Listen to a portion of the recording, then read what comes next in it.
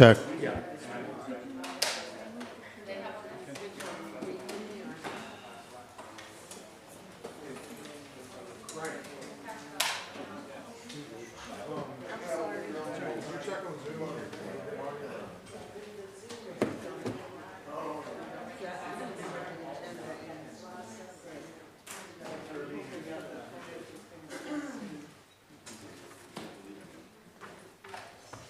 One, two, check, 1, 2. Yep.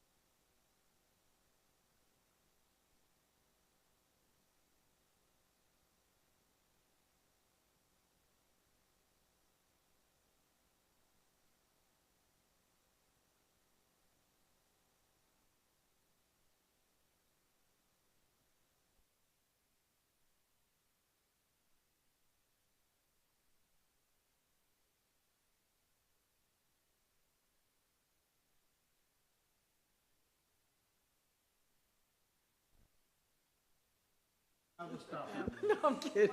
I do that. I do this when I'm.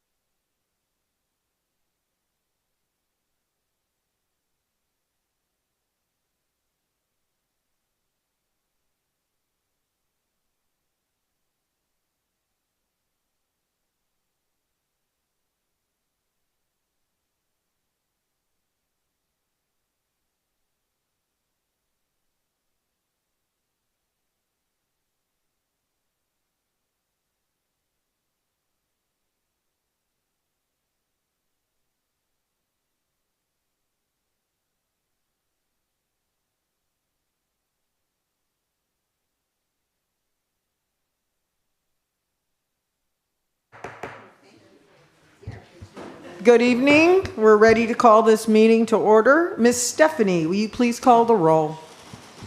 Mayor Sharon Mahoney. Here. Vice Mayor Don Horton. Here. Councilman Steve Friedman. Here. Councilwoman Deb Gillis. Here. Councilman Buddy Pinder. Here. Okay. Captain Ed, would you lead us in the Pledge of Allegiance, please?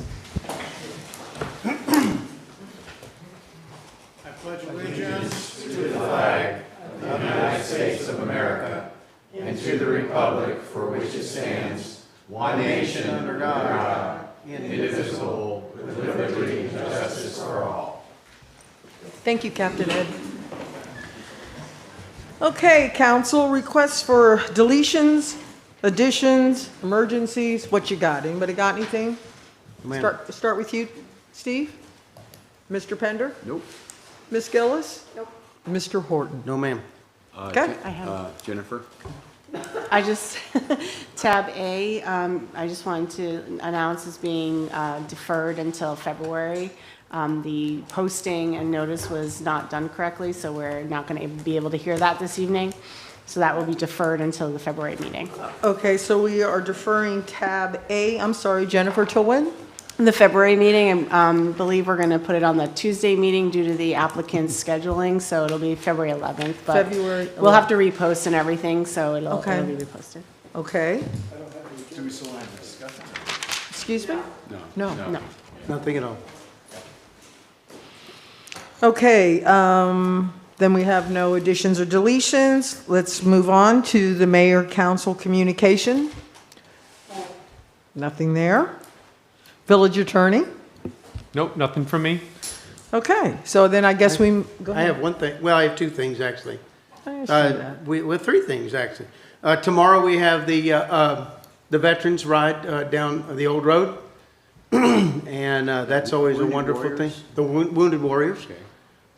We also, yesterday, I got to attend the Monroe County Sheriff's Annual Inspection, and it was a wonderful event. And I just want to send out my thanks to, our sheriff's department and certainly those that serve us. The inspection was beautiful, and all things were found in order. It was an amazing event, and if you ever get to attend one, they check details on all of the sheriff's officers and all of their cars and all of their equipment, and it's a good event. And also, I'd like to just announce that Islamorada has a new resident. Carla Bond's son and daughter-in-law had their a baby girl last night, Harley Lee Bond, born at 12:57 this morning. So Congratulations. we got a new person in town. Okay, so Stephanie, let's open up public comment, and this is items that are not on the agenda. So who do we have? I have Beth Kaminsky and Van Cadenhead. That was Beth Kamenstein, if I'm correct, right? Yeah. Okay. No words. My handwriting is terrible. Hi, my name is Beth Kamenstein. I am an Islamorada resident. And I feel very badly about how the whole Rob Cole separation went in this village. And I really felt, and I'm obviously not in your shoes, but I do feel like I know he was a great manager. I know he was great for our village. I know he really cared. He put out a weekly, more information than any other manager we've ever had. And if you did have issues with him, it would have been really great for you to bring them to the public sphere, for all of us to know ahead of time, instead of some undercurrent baloney that I feel has gone on. We've given you the keys to our kingdom, and with that, we give you our trust and faith in a reasonably honest, hardworking government that works for all of us. And it doesn't feel that way right now. I gotta say, I feel like it's been abused, and that we, as your constituents, loyal and hardworking as well, do not know a single thing that has gone on to make this all happen. So decisions have been made, obviously, outside of the public sphere, and that feels horrible. It really, to me, it erodes the trust in government. And this is a small government, as you know. We ought to know what's going on. You ought to be able to converse, tell us, you can write it. There's so many ways to do it. And I really do feel like if you had issues with him, it would have been very upfront for you, and I'm trying to be kind, to notify us of these issues and then discuss what kind of plan you want to have going forward so that we don't have to freaking have an empty seat at a village meeting. Like, all this went on underground, and now we're left with this whole search again. And if Ted Yates comes up, I just want you to know we're all watching you. I want you to know that we are active, we are involved, and I care. Thank you. Thank you, Beth. Stephanie?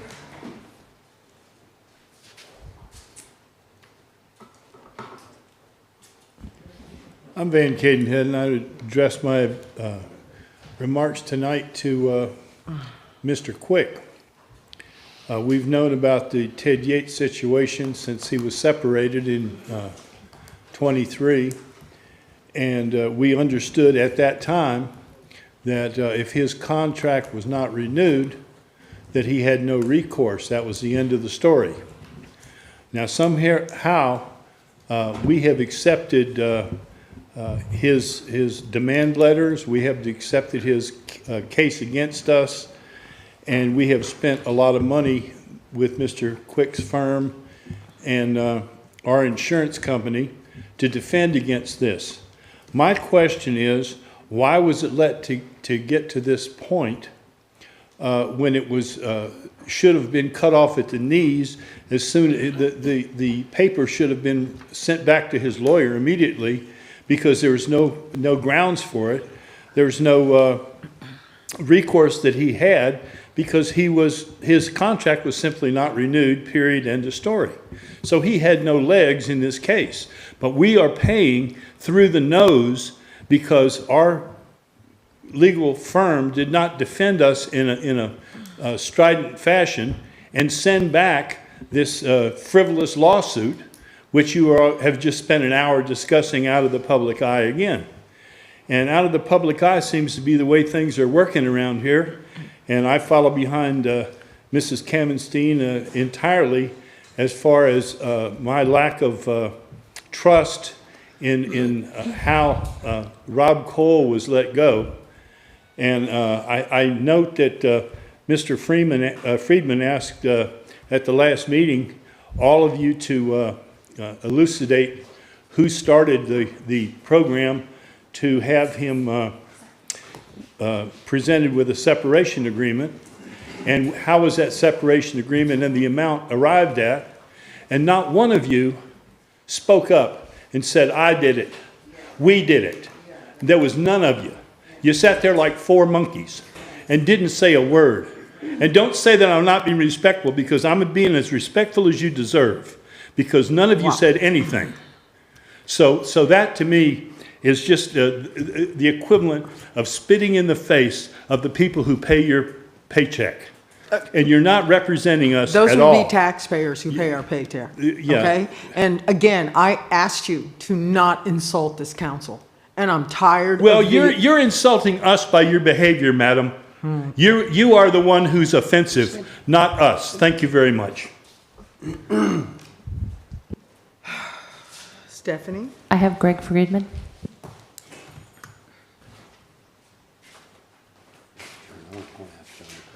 Good evening. My name is Greg Friedman. Full disclosure, I'm the father of Councilman Steve Friedman.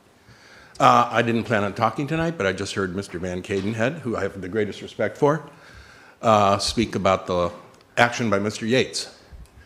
And in defense of Mr. Quick and his firm, people should know that when you file a lawsuit, as good as your defense may be, and as wrong as the claim may be, you can't just throw it out. Thank you.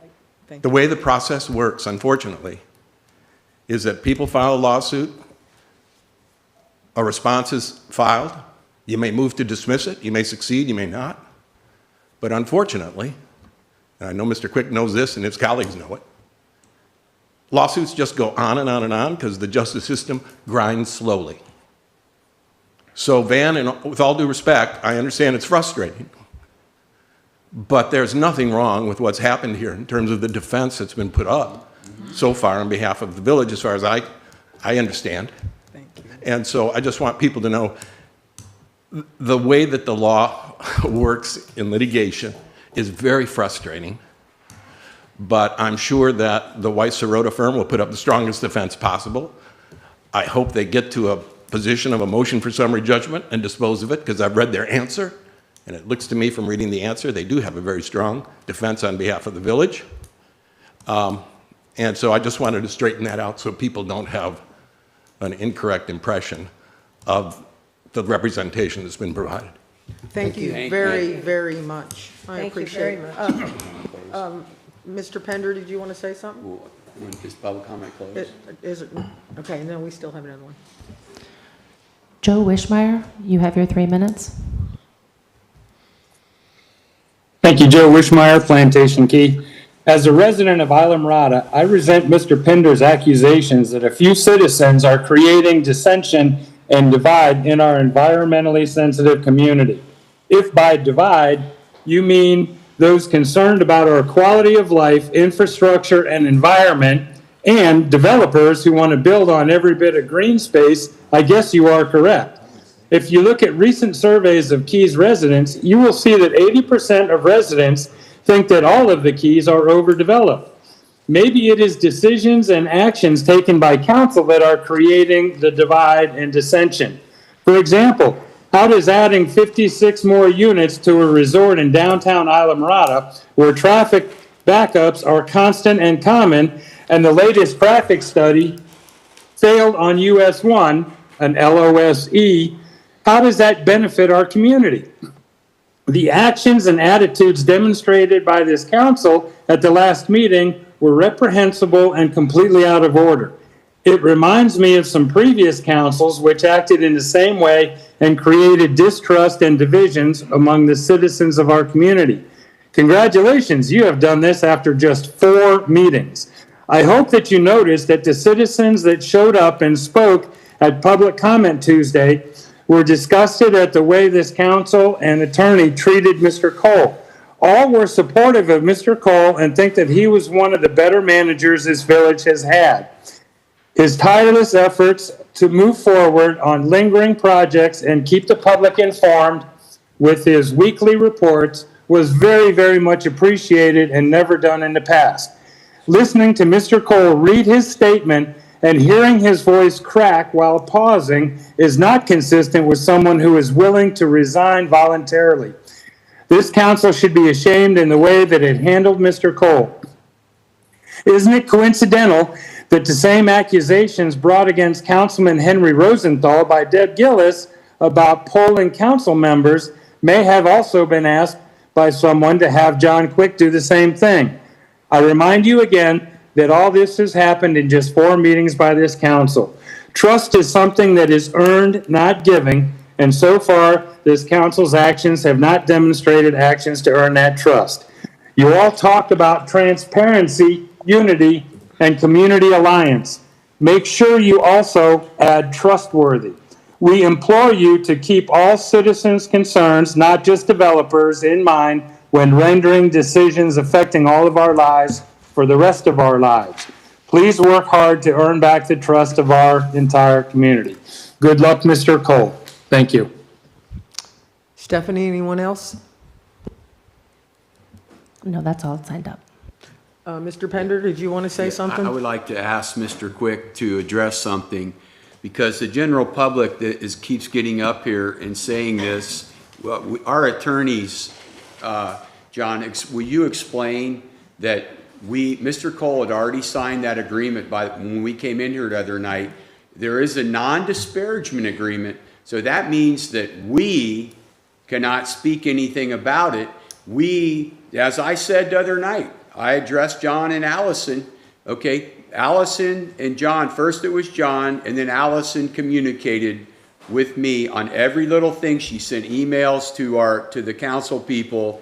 So I don't know, but I would like you to address that, please, about, so the general public can understand. And first of all, and will you address Mr. Cadenhead's thing with Councilman Friedman asking us questions? There's 5 of us up here. We answer to our attorney, okay? Not some councilman coming up here or anybody we have a right, we are under legal counsel, all right? Can you explain that, Mr. Quick?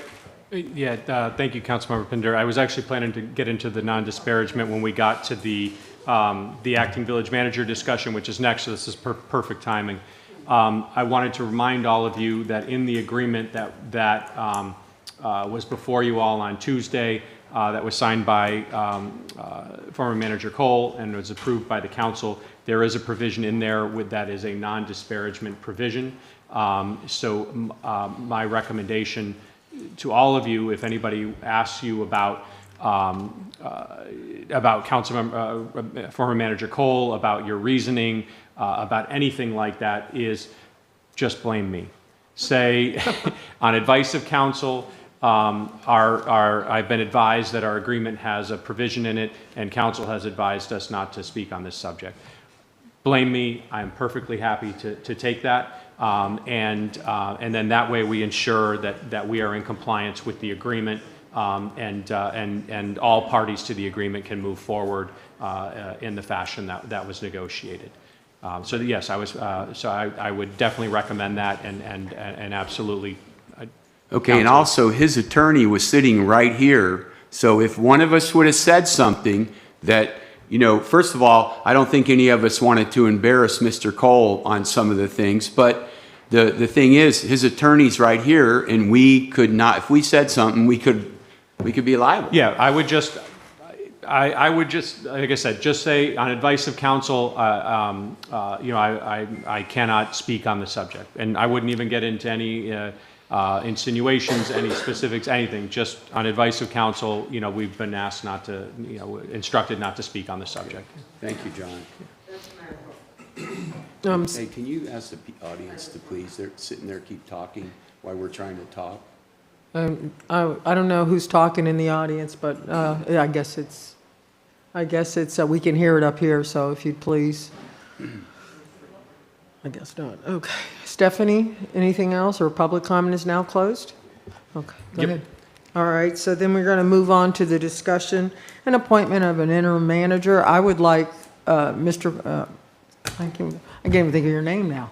Mr. Quick, I know, to please, we had a discussion earlier, so I would like for you to explain everything about why you can't be our interim and whatever. If you would start, please. Yeah. I mean, first and foremost, what we're here today, and I'll get into that, is, we need to appoint an acting or interim manager, whatever title you want to, give him or her. There are significant reasons why we need somebody to run the village. I mean, I have, as the lawyer, I've, crossed my fingers, held my nose, and hoping that nothing of an emergency nature took place between yesterday and today. Thankfully, nothing did. But, in the event that something like that happens, we need to have a manager. Mayor Mahoney had called me earlier and asked me, or had told me that she had been advised that some people felt that the village attorney could also serve as the village manager. Those are two separate provisions, two separate positions under the charter. There should not be and there cannot be any overlap between those two. First of all, I'm appreciative that people think that I might do a good job. I have no experience as a manager, so please, I have absolutely none. But the village attorney cannot serve as a village manager, because your attorney, you've got two separate paths. The manager is setting forth the vision of the council, and he or she is going to put forth based upon the policy and directive that you all are providing. The attorney is telling the manager, yes, you can do this, it's legal, or no, you can't, or you can't do it this way, but you can do it this way. So it really isn't appropriate under the charter or even under Florida law to have the same person saying, this is how I'm going to execute the vision, and then also I'm going to sign off on the legalities of it. They are two separate provisions. You cannot have your attorney also act as your manager. Even if the attorney was qualified to do it, you can't do that. So there needs to be somebody appointed wherever you all come from on that. That is the prerogative of the council. The manager and the attorney work at your pleasure. So whoever you all would like to appoint to fill that role, we are here to do that tonight, and we can do that. The next step after that, which I would like to talk, once we appoint an acting or an interim, is what to do about the permanent. Do you all want to, and I'll just put it out there now for you to chew on while we get there. Do you all want to do a search? Do you want to do a search internally? Do you want to do an external search? We'll get to that, but I want to make sure that in the back of your mind, you know that is the next step in the process. So, go ahead. I'm confused. What was it that we deferred at the beginning of the meeting? What? Yes, on Tuesday, you all put at the beginning, it was the decision to appoint an acting or interim village manager, and that's where we're at now. The deferral was tab A, Oh, which is the I'm appeal sorry. of the denial of a vacation rental. I'm sorry, I didn't hear you say defer. I apologize. Sorry. So, Ignore I was what under the said. impression it was that one, so I was a little bit confused. Sorry. Completely ignore what I said. Sorry. It was due to advertising, tab A was deferred. yeah, can I, okay, so I'd like to start that, I had a discussion with John today, and so he was aware of the direction I was going.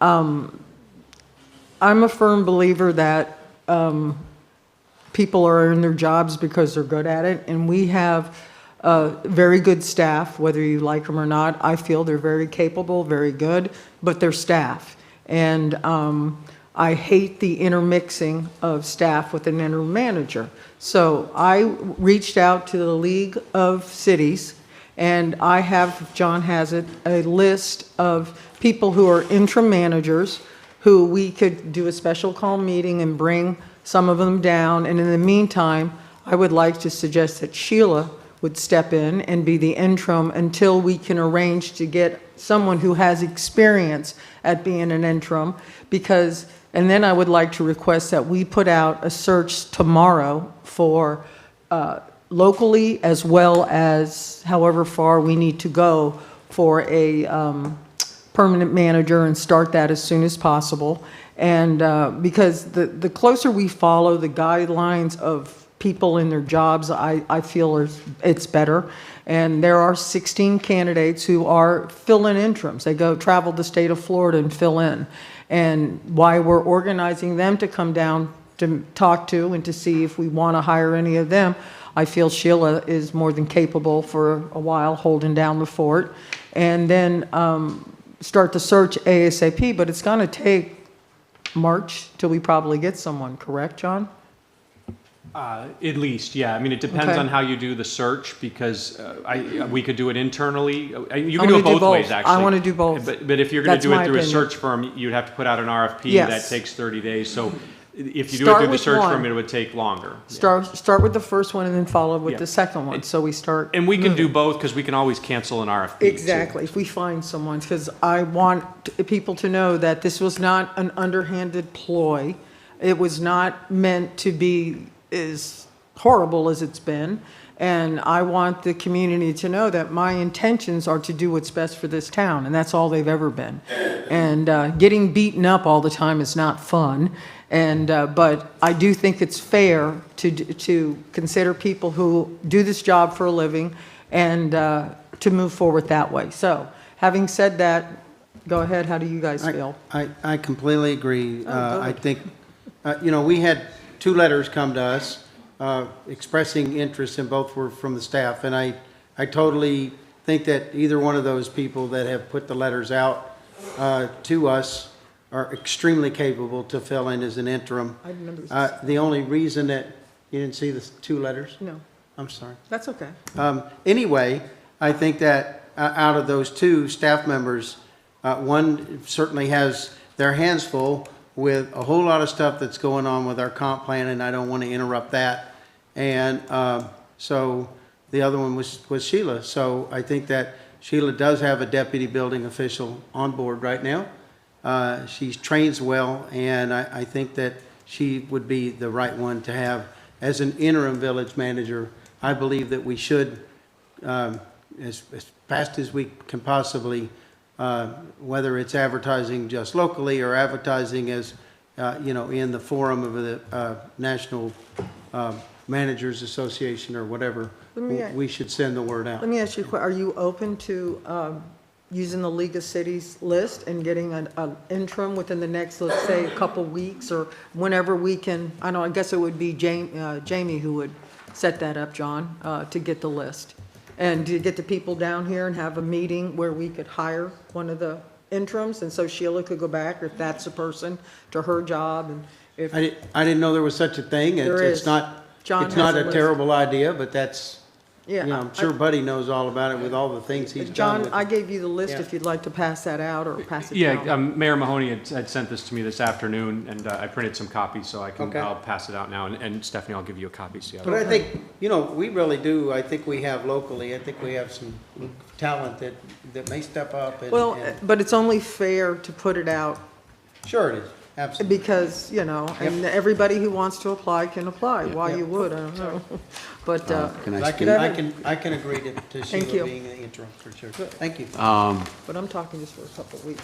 I think you have to do the RFP, but I also think that local people can apply. They Yeah, of need to, course. they need to Absolutely. know Of they course. can. Yeah. And I think, Mayor Mahoney, I think this is a great thing that you reached out to the league because they do that. That's what the league's all about, is helping each other. I mean, right now as we speak, they're having a regional dinner in St. Augustine. It's Flagler, everybody gets together. People don't realize this is like family when you go to these things, and everybody knows it's a small world in the state of Florida, and even the Florida League of Mayors Board of Directors is even a smaller world, but it's about helping, it's about educating, so I think, I didn't even know that she did this, but I think it was a great idea. Well, thank you. I commend you that you did, and I would, and as far as Sheila is, I think we should have somebody, interim. I didn't see the two people, the two letters either, so. One was Sheila's. Okay, but I think Sheila's been with us. A couple of days for- ago, and then Jennifer. And then Jennifer's was today. For interim? How long's Sheila been with Well, us? it was titled manager. Okay. Well, again, and I encourage, if that's what you want to apply to be the manager, to do it, but it's only fair to be transparent, which I'm sure everybody doesn't think a word we understand, but we do, to be open and honest that, let's follow at least some pattern of consistency and hire somebody from for this interim. for now, and they could stay for a couple months, and while we put the search out and. But in the meantime, I think Sheila has been a very good employee. She's dedicated, she's very experienced. I actually was, I think somewhere, I don't know, I might have been in St. Augustine or Volano Beach at something, and it came up, actually the person they live in Astor, and they actually lived across the river. It's a state representative that I met, and he talked about Sheila and her husband doesn't he work in the city of Key West or something, but Sheila is, as far as I'm concerned, her or Jennifer, we have dedicated employees, and Sheila's been here for a long time, way before I ever got on council, so I think let's. Deb or Steve? Deb or Steve. Go ahead. One of you. Oh, come on, one of you. Come on, step up. All right, so I agree almost entirely with what you're saying and Thank you. suggesting, going into League of Cities. Thank you. I also agree with your assessment about bringing staff in. I think they're highly qualified, it's nothing against the staff. I just think that in what just happened, we're trying to avoid that. I agree. So I would suggest that we table this and come back with some names, because can't. I have talked to some people that might be interested as well. We can't table it. We No, have we to need have. somebody- We You gotta have have to have somebody somebody. active. We need a manager now. And John? this, I would absolutely encourage you all to choose somebody today. But we and don't have to. You need to have a manager. There's nothing in if you're asking, there's nothing in the charter that requires that it be filled within a certain amount of time. I think there's something that says you start a search within a certain amount of time, but 90 days. But the issue is, from the legal side, a liability issue. God forbid you have a child who drowns in the pool, or you have a wastewater pipe burst, or you have some sort of emergency situation that, not that the people in those departments couldn't handle it, but you need a manager who can address those issues from a 30,000-foot perspective as well as on the ground. So, I mean, from the legal side, I would absolutely, like I said, I've been holding my nose for like 48 hours, hoping nothing like that happened. 100%, me too. Yeah, me And too. Steve, in all honesty, that's what I tried to do today, was stall it to give us time to get a special call meeting to bring the people who are interested down. But if we have to have somebody in place tonight, that's why I suggested Sheila, just until we can get an interim, while we're looking for another one. And, you know, so that, And I would. So how do you want to do this? Do you want to just throw out names and then we just go through a bunch of names and then just try and decide who's going to be the interim? We only had 2 people put a name in. Doesn't matter. I've talked to people too Okay. that. They didn't send a letter. Yeah. And we need a manager. But that doesn't. If somebody matter. runs into that You building don't need tomorrow to and send a says, letter, Don, in order to qualify to be considered for if this. somebody runs in that building tomorrow and says, who's in charge, they're gonna all look at each other. We need somebody that can say, I am, for the interim, in charge. So- And I think that should have happened yesterday, and I tried to bring it up on Tuesday night. But you understand what I'm saying, right?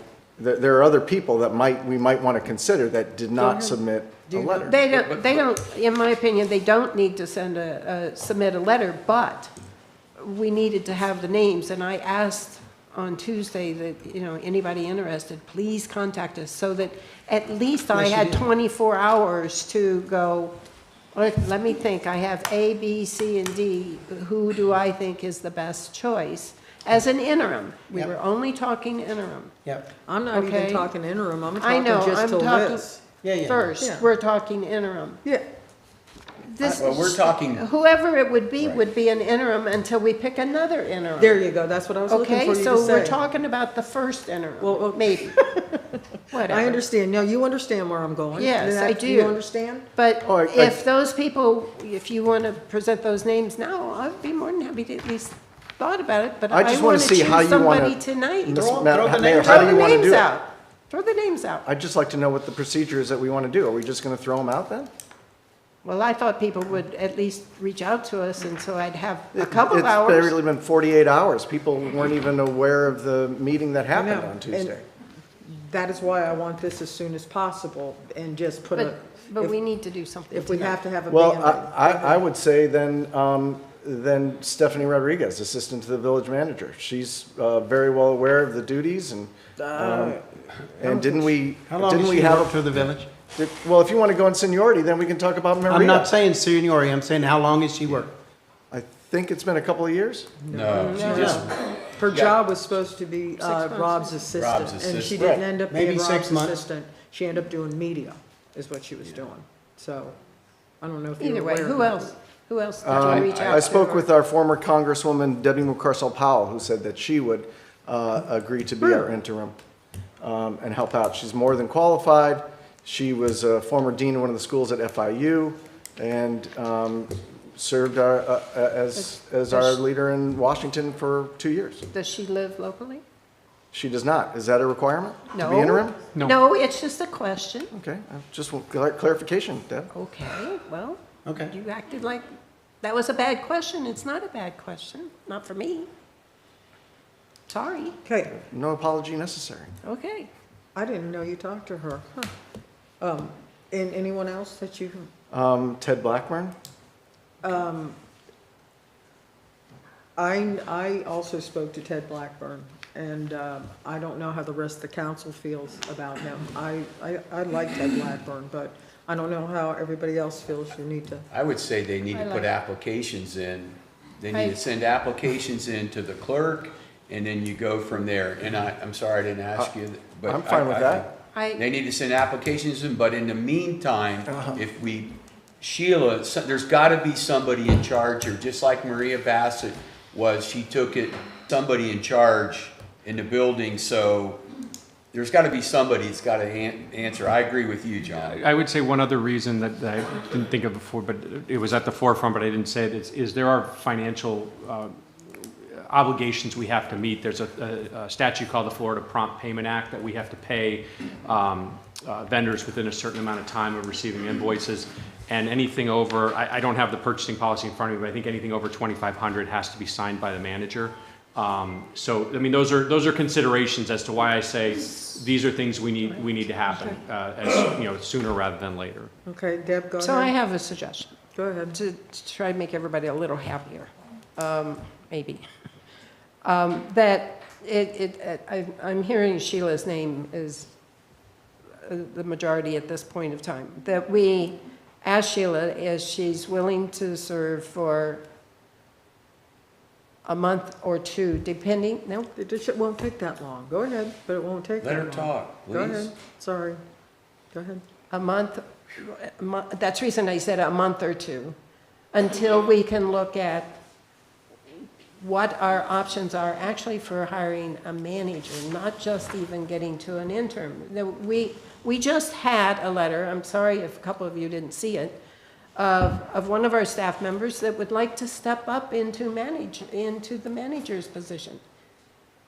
Personally, I think we should consider her. That doesn't mean we wouldn't consider anybody else. I would like to get some time for that to happen. That's what didn't happen with this, is because it's such short of a time. But in the meantime, we need somebody that's willing to, even if it's 2 weeks, that's pretty short, but even if it's 2 weeks until we can That get was my somebody. intention. I know, but we don't know what that length of time is. Okay. So that's a suggestion that I have, that we're not appointing, hiring whoever until we hire a permanent manager. It could be that we hire a different interim in a month or two. We have to go through that list. We have to get them on board. That sounds like a month process to me.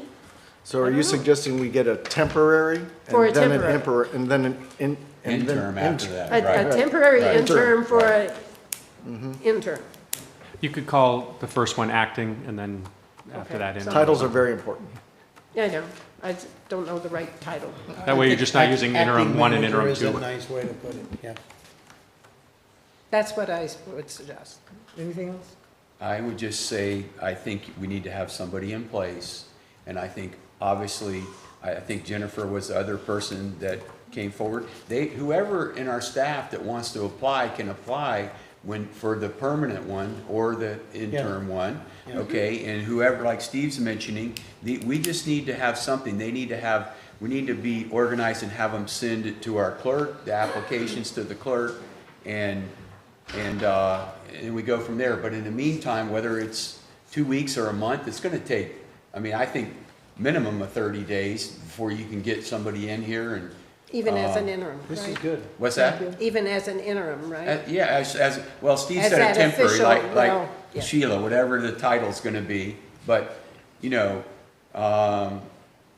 and then you get on with the list, okay, or whoever. And then we can also. And the list can be some of these people Steve mentioned too, or there can be other people, we could run an ad or Well, that's what something. I wanted to do, starting to get an ad in the paper to start looking, so. Okay. So can I just make a motion and we see where it goes? Yeah. I'd like to make a motion. There will be public comment if there's a motion made. You can open it now, or you can open after the motion, it doesn't matter, but Are you guys done discussing, or you want to open public comment first? You're the mayor, you go for it. Steve, you got Do anything you it wanna say before or you can do it after. Let's go ahead and open public comment now. Okay. Okay. Stephanie, do you have any? Who's first? I have Van Cadenhead, followed by Elizabeth Jolin.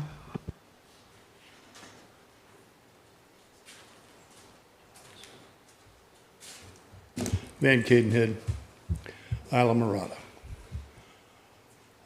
We're talking about the comprehensive plan coming up under scrutiny, and we're also talking about the LDRs being revamped with our new firm.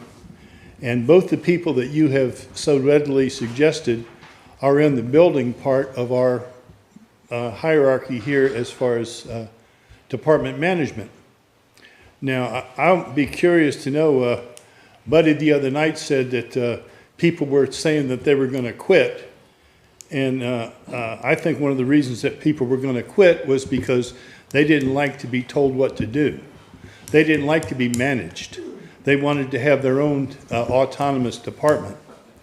And it has been my experience, which has never been answered to my satisfaction, how the floodplain got changed on T-Table Island from a V zone to an A zone, because the developer requested a change from FEMA, and FEMA sent it to the village.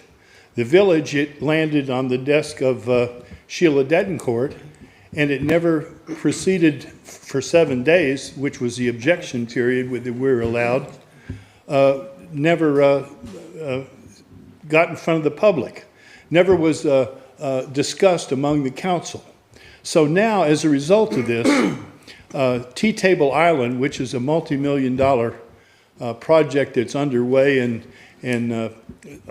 many of you are very familiar with the people involved in it. Suddenly, we don't have a V zone, which is a shoreline which is protected from filling, and it's a shore which cannot be built on. And suddenly, it's an A zone, which can have the entire T-Table Island can now have a riprap seawall all the way around it and fill it up as high as they need to build whatever kind of market rate homes or vacation rentals or whatever it is they want.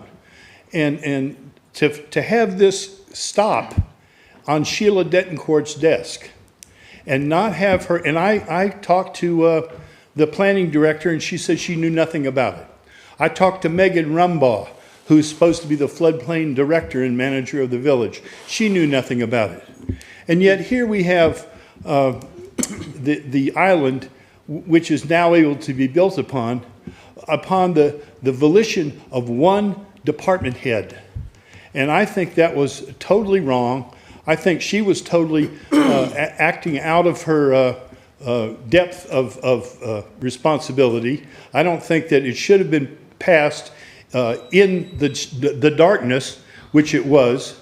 And I don't see her judgment being sufficient to step into the position. Thank you. So thank you very much. Thank you. Can I, Go ahead, Don. can I talk about that for just a second? As serving as a floodplain manager, both at the county and in Islamorada, and just so y'all know, and being certified as a floodplain manager, when FEMA sends a request for a change in a flood zone to the building official, they are only sending that request to make sure that there was something not in that request that violates our local law.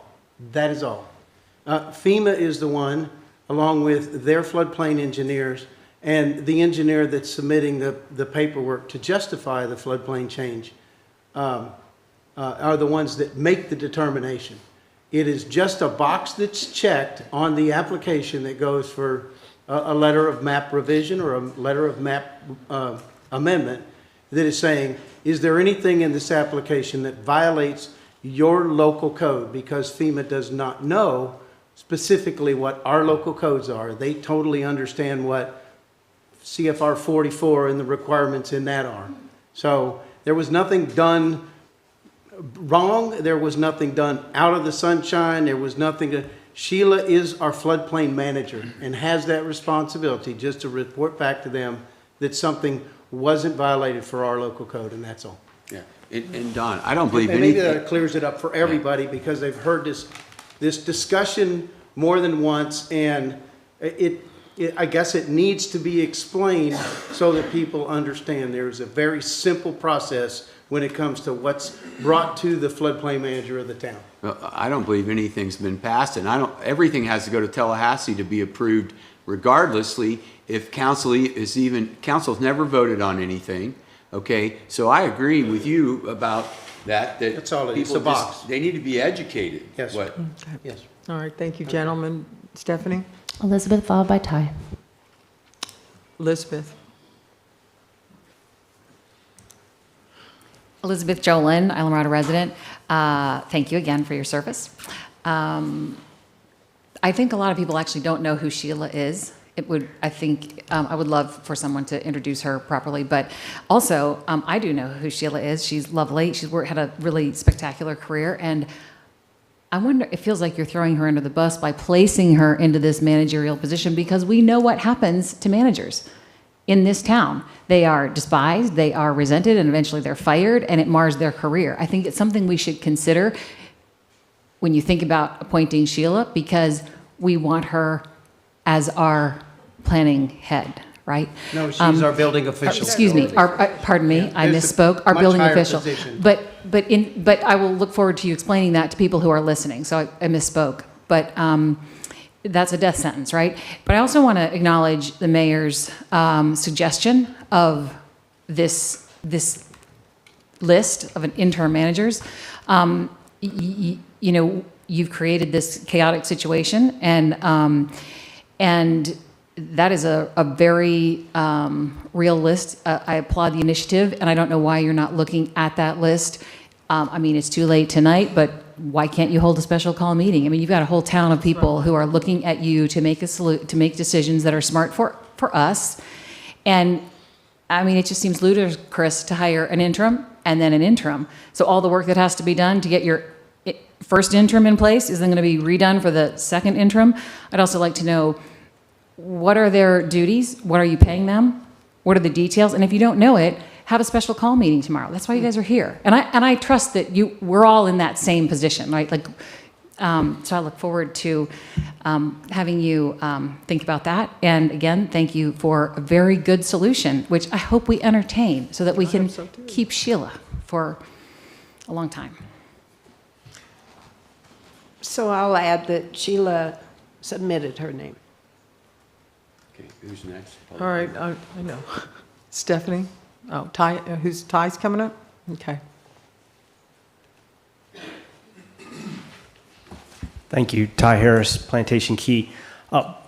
Staff can't get up here and explain why it's important to have an interim manager, but having been on staff, I can tell you the first thing that's going to happen is the Tuesday meeting that's a directors and management meeting. Who's calling that meeting?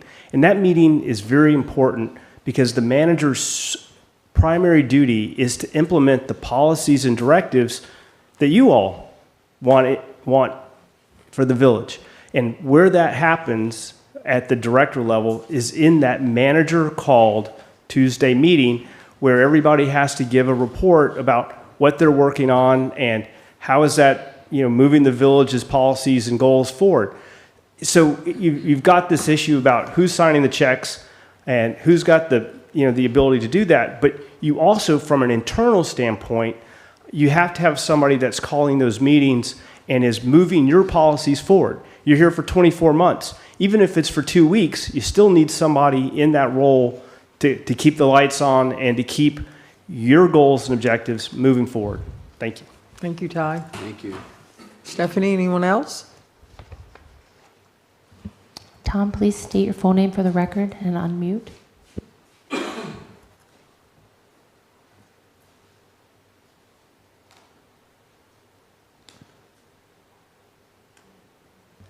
Tom Raffanello, would you like to speak?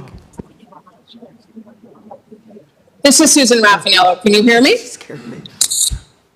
Yes. Yes, I was zooming in, not intending to speak tonight until Mr. Pinder made some comments which required me to raise my hand in the virtual Zoom land. Mr. Pinder suggested that there was the reason that no comments were going to be made at Tuesday's meeting was because I, as counsel for Rob Cole, was in attendance and watching everything. Yes, there is a non-disparagement clause in the agreement, and Mr. Cole, as a consummate professional he has been from the outset of his management of Islamorada, abides by that. But at the same time, the council needs to abide by that. And the continued insinuations that were made on the dais of Tuesday's meeting, and again by Mr. Pinder tonight, to suggest that, oh, if the public only knew, are uncalled for and firmly rebutted by the facts of Mr. Cole's employment. Mr. Cole stands by the fact that he was a professional. Mr. Cole stands by the fact that the decision to resign was made in the best interest of himself, given the agreement's terms and the wishes that were conveyed to him of the village. And that is the decision that was made. The continued insinuations otherwise and the disparagement of his character by insinuation are flatly rejected. Thank you. Thank you, Susan. Anyone else? Go ahead. Joe Wishmeyer, please unmute. Yes, Joe Wishmeyer, Plantation Key. I understand the urgency to get an interim manager, but I do like the fact that you can get an acting interim manager. Maybe it'd be for a couple of days, maybe it'd be for a week or two, that you don't have to go through all the process of hiring an actual interim village manager. So therefore, you would have time to have a special call meeting and go over some of the names that were mentioned tonight. You even have some names from the last time, which wasn't that long ago, where we had people that were applying for an interim village manager position as well. So I hope that you take all this into consideration and get an acting interim manager, and while you do a research and find the best person for the job. Thank you. Thank you, Joe. Stephanie? Okay. Public comment is now closed, and I had a very good friend, and he's probably watching, assist me with this, but we only had one day to get this here and get it printed out for everybody. And I know we can't pull somebody in here, these people in here tomorrow. They would like Jamie Terry to maybe, if everybody's agreeable, contact them, and as soon as we can get the ones who are really interested here, great, we can do it. But my problem is, and I don't know why everybody isn't listening, according to our lawyer, we have to have someone. Yep. And I mean, I wish I could pull these people here tonight, I would, but I only had yesterday to do this. Well, we're And- not allowed to tell Jamie what to do, according to our charter. Well, I'm not telling Jamie to do No, anything. what I'm saying is that, but the interim manager or the fill-in guy will be able to do that. Oh, well, that's right? part of it too, but I'm Right. just saying, I would like to try to get these people here ASAP, just because, so Sheila can go back, or whomever can go back to their position, and, because I know they all work hard, but this can't be done magically, so we have to, Mr. Quick, again, I'm going to ask you, we have to have someone, according to you, and I asked you today, you can't be a lawyer, you told me that, and I understand, but we have to have someone tomorrow morning. Yeah, Right? you need someone. It can be a lawyer, it can't be your lawyer, though. Oh, darn it all. Can't be the Yeah, village there you lawyer. go. There you go. Well, Where does it say that, John? That it can't be the village lawyer? Yeah. Well, it doesn't say that, but you have two separate roles. There's ethical restrictions as to, there are ethical restrictions for lawyers in terms of, how do I put this?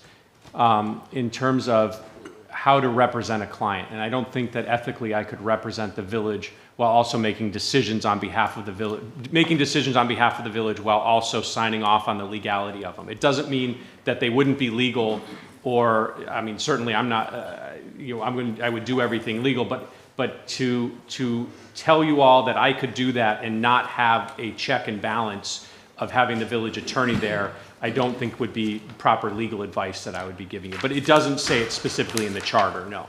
And Understood, thank you. I do urge us to start a search locally and then everywhere as soon as possible, so we have at least the community could know this is not something underhanded. We don't have somebody in mind, and if I didn't know, Jennifer, you applied, and if you do, I encourage you to apply. And if I know Debbie Mercurso Powell is pretty well up there, and if she wants to do this, I encourage her to apply. But I'm trying to put a Band-Aid on the problem, and these people do this, I guess, for a living.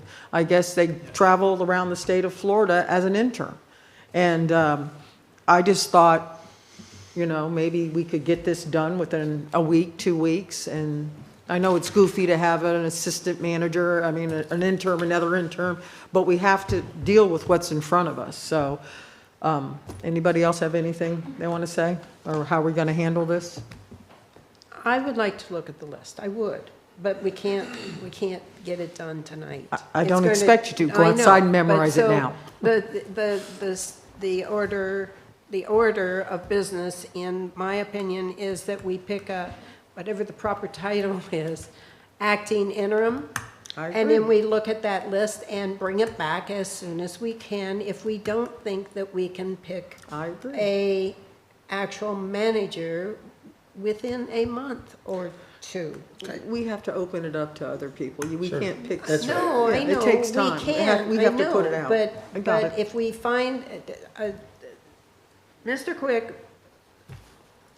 suggested earlier that we could do a search either internally, externally, Florida, nationwide. all. We can do anything that we want. Technically, if we wanted to hire a manager tonight and we all were in agreement, we could hire a manager tonight. But I don't think that's going to happen because that's not the way we want it's it to not fair. happen. It's not fair, we've traditionally allowed the people to at least meet who we're considering, all those good things.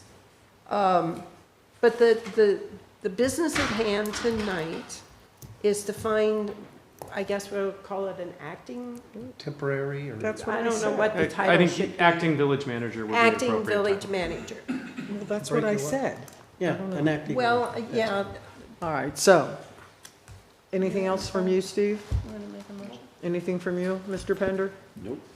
Okay, so someone want to make a motion, or, I'll make a motion that in light of the letter that came to us, that specifically said, in light of the resignation of the village manager, I would like to be considered for interim village manager, that I would recommend, or I would make a motion that we choose as a interim village manager or whatever, a temporary, whatever you guys want to call her, Sheila Denicourt, our building official. Do we want to let Jennifer have a chance to say anything? Because she put in a letter as well?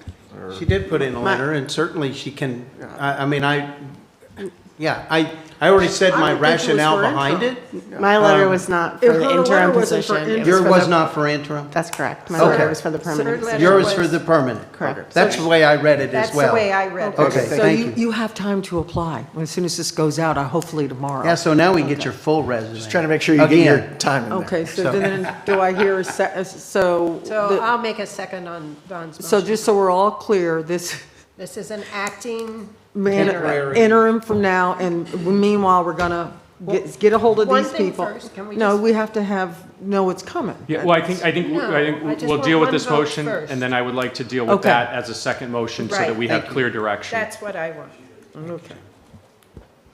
So he made a motion, I made a second. Marnie, I mean, not Marnie, I keep calling her Marnie. Marnie, second? Don't Stephanie, even go there. I That's know, our Stephanie. Stephanie, would you call the roll, please? Vice Mayor Don Horton, Yes. Councilwoman Deb Gillis, Yes. Councilman Steve Friedman, In the interest of continuity, yes. Councilman Buddy Pinder, Yes. and Mayor Sharon Mahoney. Yes.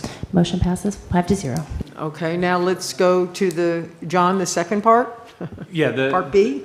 I guess there's Part B, and then there's also Part C, which is the search for the permanent. Okay, so let's Part deal with B. Yeah, Part B that you all were discussing was potential, discussing or potentially meeting with the list, I guess that comes from the League of Cities that Yes. Mayor Mahoney had sent over. I did, Mayor Mahoney, at your request, I did provide it to Jamie Terry late I this appreciate afternoon, that. too, Thank so you. she has this.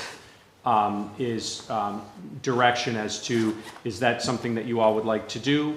And then giving direction to the acting manager, Ms. Denoncourt, to effectuate that and have HR reach out to them, and then we can schedule a follow-up meeting, a special call meeting, depending on availability, for the rest of you all to meet to discuss that.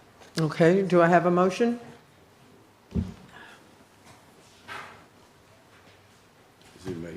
Huh? So if I don't have a motion, then it doesn't pass, so, right? Correct. If there's no motion, it would, So How we're would you not like to gonna- word that motion, John? it would be a motion to, it would be a motion to direct the acting manager to follow up on a meeting with the members that are listed in the transition list to gauge interest and potential, and scheduling a potential special call meeting. So should we ask her to come sit in this chair, and then I'll make that motion to direct her to do just what you said? You know what, I should have mentioned that before, absolutely, yes. I'm sorry, Sheila. I gotta move my stuff out of the way, so I'm like encroaching on you. Sheila, I want to welcome you to the hot seat. Sheila, congratulations. Or condolences, whichever way you want to look at it. I make the motion that John said, exactly the way he said it, and I don't need to reword it. Thank you so much. And I'll second it exactly the way he said it. Stephanie, would you please call the roll? Vice Mayor Don Horton, Yes. Councilwoman Deb Gillis, Yes. Councilman Steve Friedman, Yes. Councilman Buddy Pinder, Yes. Mayor Sharon Mahoney. Yes. Motion passes 5-0. And thank you, guys. I appreciate my craziness here. And John, now the third part of The this? third part would be the search for a permanent. And so I mentioned multiple ways. I mentioned an internal search, which I should clarify. Internal search means we conduct it internally. We're not hiring an external group to do it. Yes. It doesn't mean internal candidates can't apply or external candidates can't apply. I realized that as we were talking that I might have confused it. So there is a mechanism that we did through the last time, which was we conducted the search internally, meaning HR conducted the search and brought back candidates. There's also the opportunity to go through a headhunting firm, which we have done in the past as well. That would require us to either issue an RFP for that or to piggyback on another contract if there's one out there and if there's a headhunting firm that would agree to it. So those are some options. We could do both if you all want. You could direct staff to start conducting the search for a permanent manager and also simultaneously preparation of an RFP, because if you're happy with what comes out, we could always cancel the RFP or stop it before it goes out or cancel it even afterwards. So we can do both simultaneously if you want. I like that. I thought. That's what I would. All right, does everybody understand? Do I have a motion? I'll make a motion that we do an internal search, make sure I get this worded right, an internal search with piggybacking with working towards an RFP, so that if we don't find anybody internally, that we can keep this process moving along.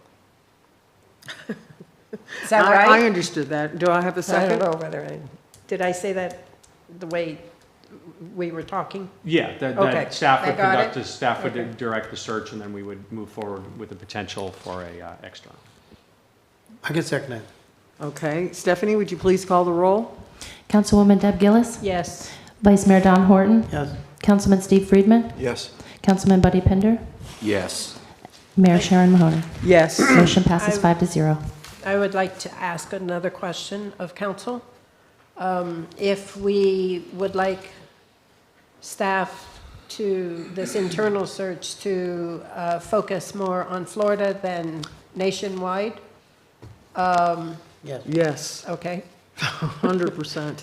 Do I need that as a motion, or is that just, I mean, as a Consensus. consensus, manager- okay? You didn't understand. As opposed to, in the past, we've just Yeah. put it out to the world, Right. and we get people from Kansas and Yeah, just as. Canada and from Arizona and from, this would be a little bit more narrow search that sticks to Florida. I agree. Okay. I agree. I don't see any harm in really just finding the best candidate from wherever they live, wherever they're coming from. My only opinion on that is that we haven't seemed to be very lucky in picking out of states. I don't know that that means it's successful in-state. I just mean that Right. it doesn't seem to have worked very well out-of-state. Can't we just search for the best candidate qualified for the job? It's okay. I'm not going to argue over that, one way or the other. Well, when it comes time to change. So if it's advertised on a site like the National Managers Association or City Managers Association, it'll go out to It'll go people out in nationwide. Paducah, Kentucky, and Alaska, so that's fine. It's And that would still be internally done. Jamie could still do that on that site, so I think that's the way to do that. Yeah. Okay, so we're done with this topic then? Well, I kind of have one more. I kind of have one more. I'll wait for Vice Mayor Horton and Councilmember Should- Frieden. Since we just put a lot more responsibility on.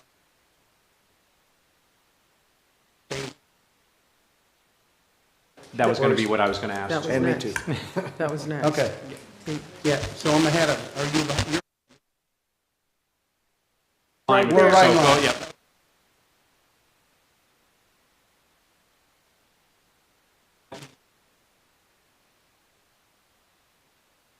Been discussion, but we just don't know. You know,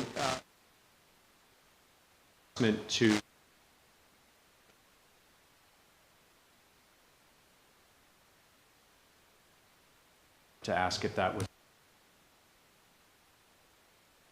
you know,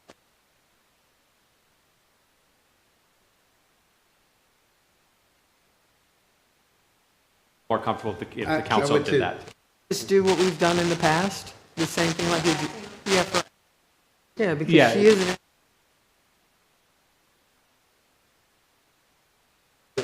That is. Thank you, Mr. Wood.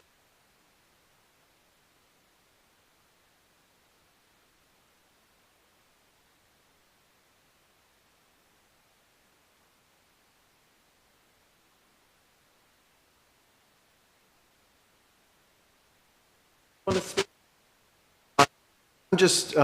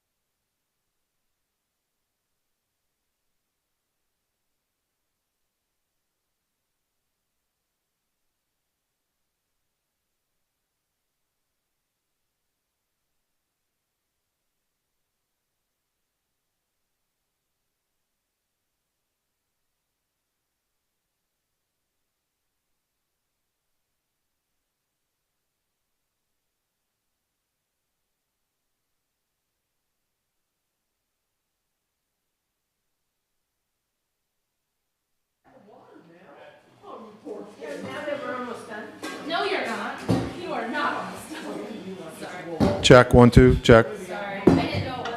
Check.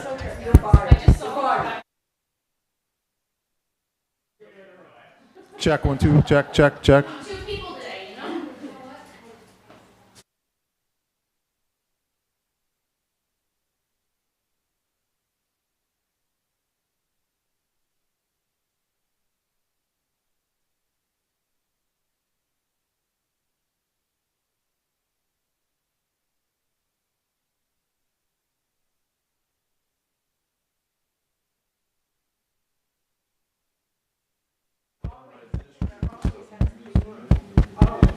Check, 1, 2, check, check, check.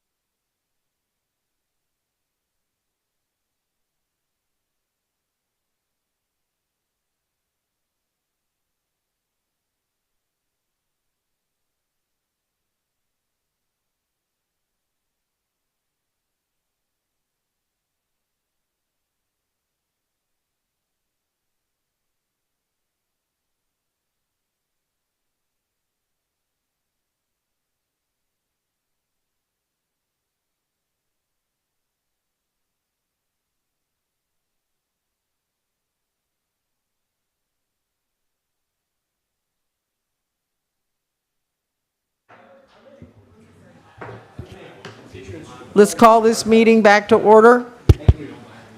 Okay? No pickleball. Mr. Quick, are you paying attention, sir? I am. Okay, I guess tab A has been pulled, so we're moving on. There was a discussion at the end that we broke on with regard to, Oh, I'd yeah. asked for a motion on the increase. Oh, that's For- right. Are we all agreed to, Steve, do you understand how it would work? I think you're the Yeah. one. Okay, so And we're I all. just had one more thing after that. Okay, go ahead. Just in terms of, you're mentioning about a parameter of time. Yes. So maybe within that, we could say 30 days. I would hope it'd be faster. I think she's Yeah, going to but get that way this out. we Yeah. don't come back in 2 weeks or whatever in terms of having to renew it again if for some reason you don't. So the 30 days would be for, Well- The interim manager. Finish your thought. Yeah, the finding, it gives us a chance to find an interim manager. yes, yes. I just thought it would be good to put some sort of timeframe. In the beginning, I had said a couple of weeks, but it may take longer, so I understand where you're going. Is everybody okay with that? I was just going to suggest that we make a suggestion that it's 30 days, but leave it open-ended. Yeah. And in the concept of paperwork, that it's understood that when we find somebody and can get them on the job, that the acting manager turns into our interim. Okay, we all Well, good? it was just a little confusing, the wording there, you said 30 days open-ended. It doesn't Well, seem to work. Now, she wants it, if it can be done sooner, it can be. Yeah. If it becomes sooner, or if it takes 6 weeks instead of 30 days, I don't know how quickly we can get these people on board. As expeditiously as possible. Yes, I that's mean, what, yes, I- that's a good. Because otherwise, we're going to have to extend it again. I mean. I'm just well, I trying think to leave it open. the Yeah, goal that's is why I to do thought it. 30 days instead of 2 weeks, and then we don't Well, I have to. don't- But then, at least after 30 days, it's also kind of an evaluation, see how things are You want to going. time it with our next meeting, so if we have to extend it, we could do that? Yeah. You want to How say about by we do that? February That's great. 11th, is that okay? Let's do that for our And- February meeting. Our interim will have everybody all lined That up, makes it ready to easier. go? We don't have to call a Okay. special call meeting or Right. anything. Okay, Great. all right. So can we, We'll have to call a special call meeting to meet these people. okay, well, we'll deal with that in February. Can we move on? I don't understand your last statement. What don't you understand? I think HR needs a motion to approve, from you all to approve a percentage bump increase in their salary to bring Ms. Denoncourt up to the manager. Okay, are we all in agreement about that? Do I have a motion? I'll make a motion to bring Ms. Denoncourt up to the appropriate pay by HR. Do I have a second? I'll second it. Okay, Ms. Stephanie, would you call the roll, please? I'm sorry, who was the second? Vice Mr. Mayor Horton. Councilwoman Deb Gillis? Yes. Vice Mayor Don Horton? Yes. Councilman Steve Rubin? Yes. Councilman Buddy Pinder? Yes. Mayor Sharon Mahoney? Yes. Motion passes 5-0. So I need to ask a question again. I don't know why I'm so foggy tonight. I'm sorry. So if we do not have a special call, how are we going to talk to these people? Who said we weren't going to have a special call? Well, this is the way I would suggest Okay, doing this. Never mind. I'll just keep my mouth shut. No, because you're fine. Obviously, I'm the one that's confused. No, you're fine. What I would suggest is letting our new, I don't even know what to call you. And our Jamie Terry, start contacting these people and start putting dates out that might be agreeable to them, and then come back to us and say, okay, we got 7 of them who could be here in 3 weeks. That'll give us the 72 hours to notify a special call meeting, arrange with all of us for the special call, and deal with it then. Does that make sense? Does that make sense to you, Yep. Deb? Yes, that's not what I heard you say the other time. That's all. That's okay. Okay, That's okay. fine. That's So much we're all clearer. clear on everything? Yes. As foggy as we can be? Do we need to do anything formal about that, till the next meeting thing, or is that just sort of, No, I think, I mean, unless There's a Ms. consensus. Denoncourt needs a formal motion, I mean, it's up to her, but I think the consensus, we understand. No, I understand what we need. Okay, so tab A was pulled, correct? So I believe we're on B, and it's, Mr. Quick, I believe it's you? Yep, tab B is an ordinance on second reading. It's an ordinance of Islamorada Village of Islands, Florida, extending the temporary moratorium established pursuant to ordinance 23-10 relating to the acceptance of new market rate residential building permit allocation system, BPAS allocations, with or without land dedications, providing for severability, providing for conflicts, providing for the transmittal of this ordinance to the State Department of Commerce, and providing for an effective date upon the approval of this ordinance by the State Department of Commerce. I don't know if you all want me to get into it. We had, obviously, this was second reading. We had the discussion about it at first reading. I'm happy to dive into it if you all would like. If not, I'm happy to zip it. All right, does anyone have any questions then? Please raise your hand so I can see who. Anybody? Deb? Steve? No? So I guess we're good? Well, we have to open up public I'm comment. going to, but he said, do we want it read? We got it. Okay, so Stephanie, public comment. I had Van Cadenhead, but I don't see him in the room, so I'm going to move on. Okay, so then I guess public comment is now closed. No, I have a Zoom. 1 second. Oh, okay. Joe Wishmeyer, go ahead. Yes, Joe Wishmeyer, Plantation Key. Again, this council is being asked to make decisions on future land development before our new comp plan and LDRs are finished. What is the big rush? Is it because new regulations might be more restrictive? Maybe limit the number of new permits? Maybe even restrict the amount of square footage allowed with TDRs. All these reasons would suggest that the responsible thing for this council to do is not only to extend the moratorium on BPAS, but also expand it. Developers and property owners have owned their lots for years, so a few more months should not be a problem as to adhere to the new regulations. Councils in the past have had no problem with deferring items to have time to collect all pertinent information. I suggest that the new comp plan, LDRs, and codes would be pertinent information. For these reasons, I recommend not only to extend the moratorium, but delay any decisions regarding future development and permits. Do the responsible thing and help to restore faith and respect with your community. Remember the good old days of less traffic, good old mom and pop supermarkets and hotels where things were more affordable. Thank you. Thank you, Mr. Wishmeyer. Anyone else? That's all I have signed up. Okay, public comment is now closed. Council, does anyone have anything to say? Make a motion to accept? Okay, do I have a second? I'll second.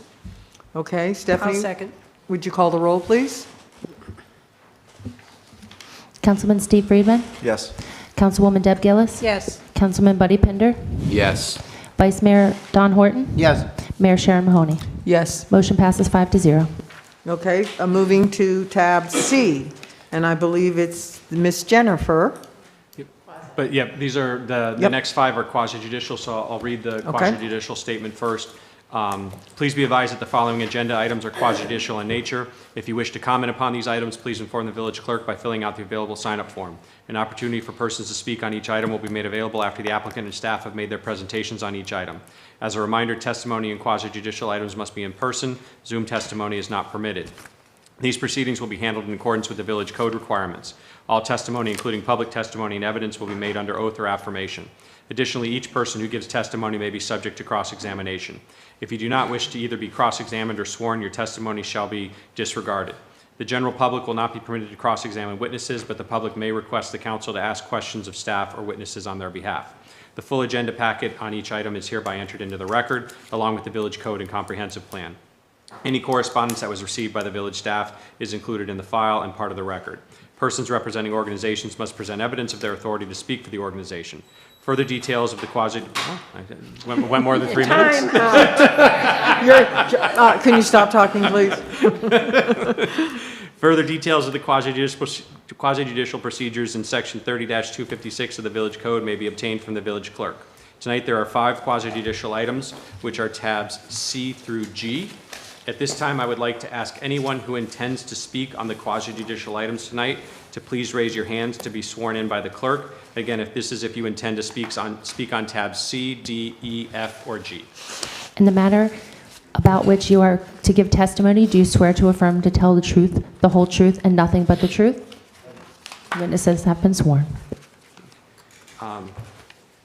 Mayor, the first 2 tabs are companion tabs. One is the future land use map change, and the other is the corresponding zoning map change. Normally, for ease of the quasi-judicial hearing, we normally combine them. Is there any objection to combining the two? I hear none from the applicants. Mr. Harris, no? Okay.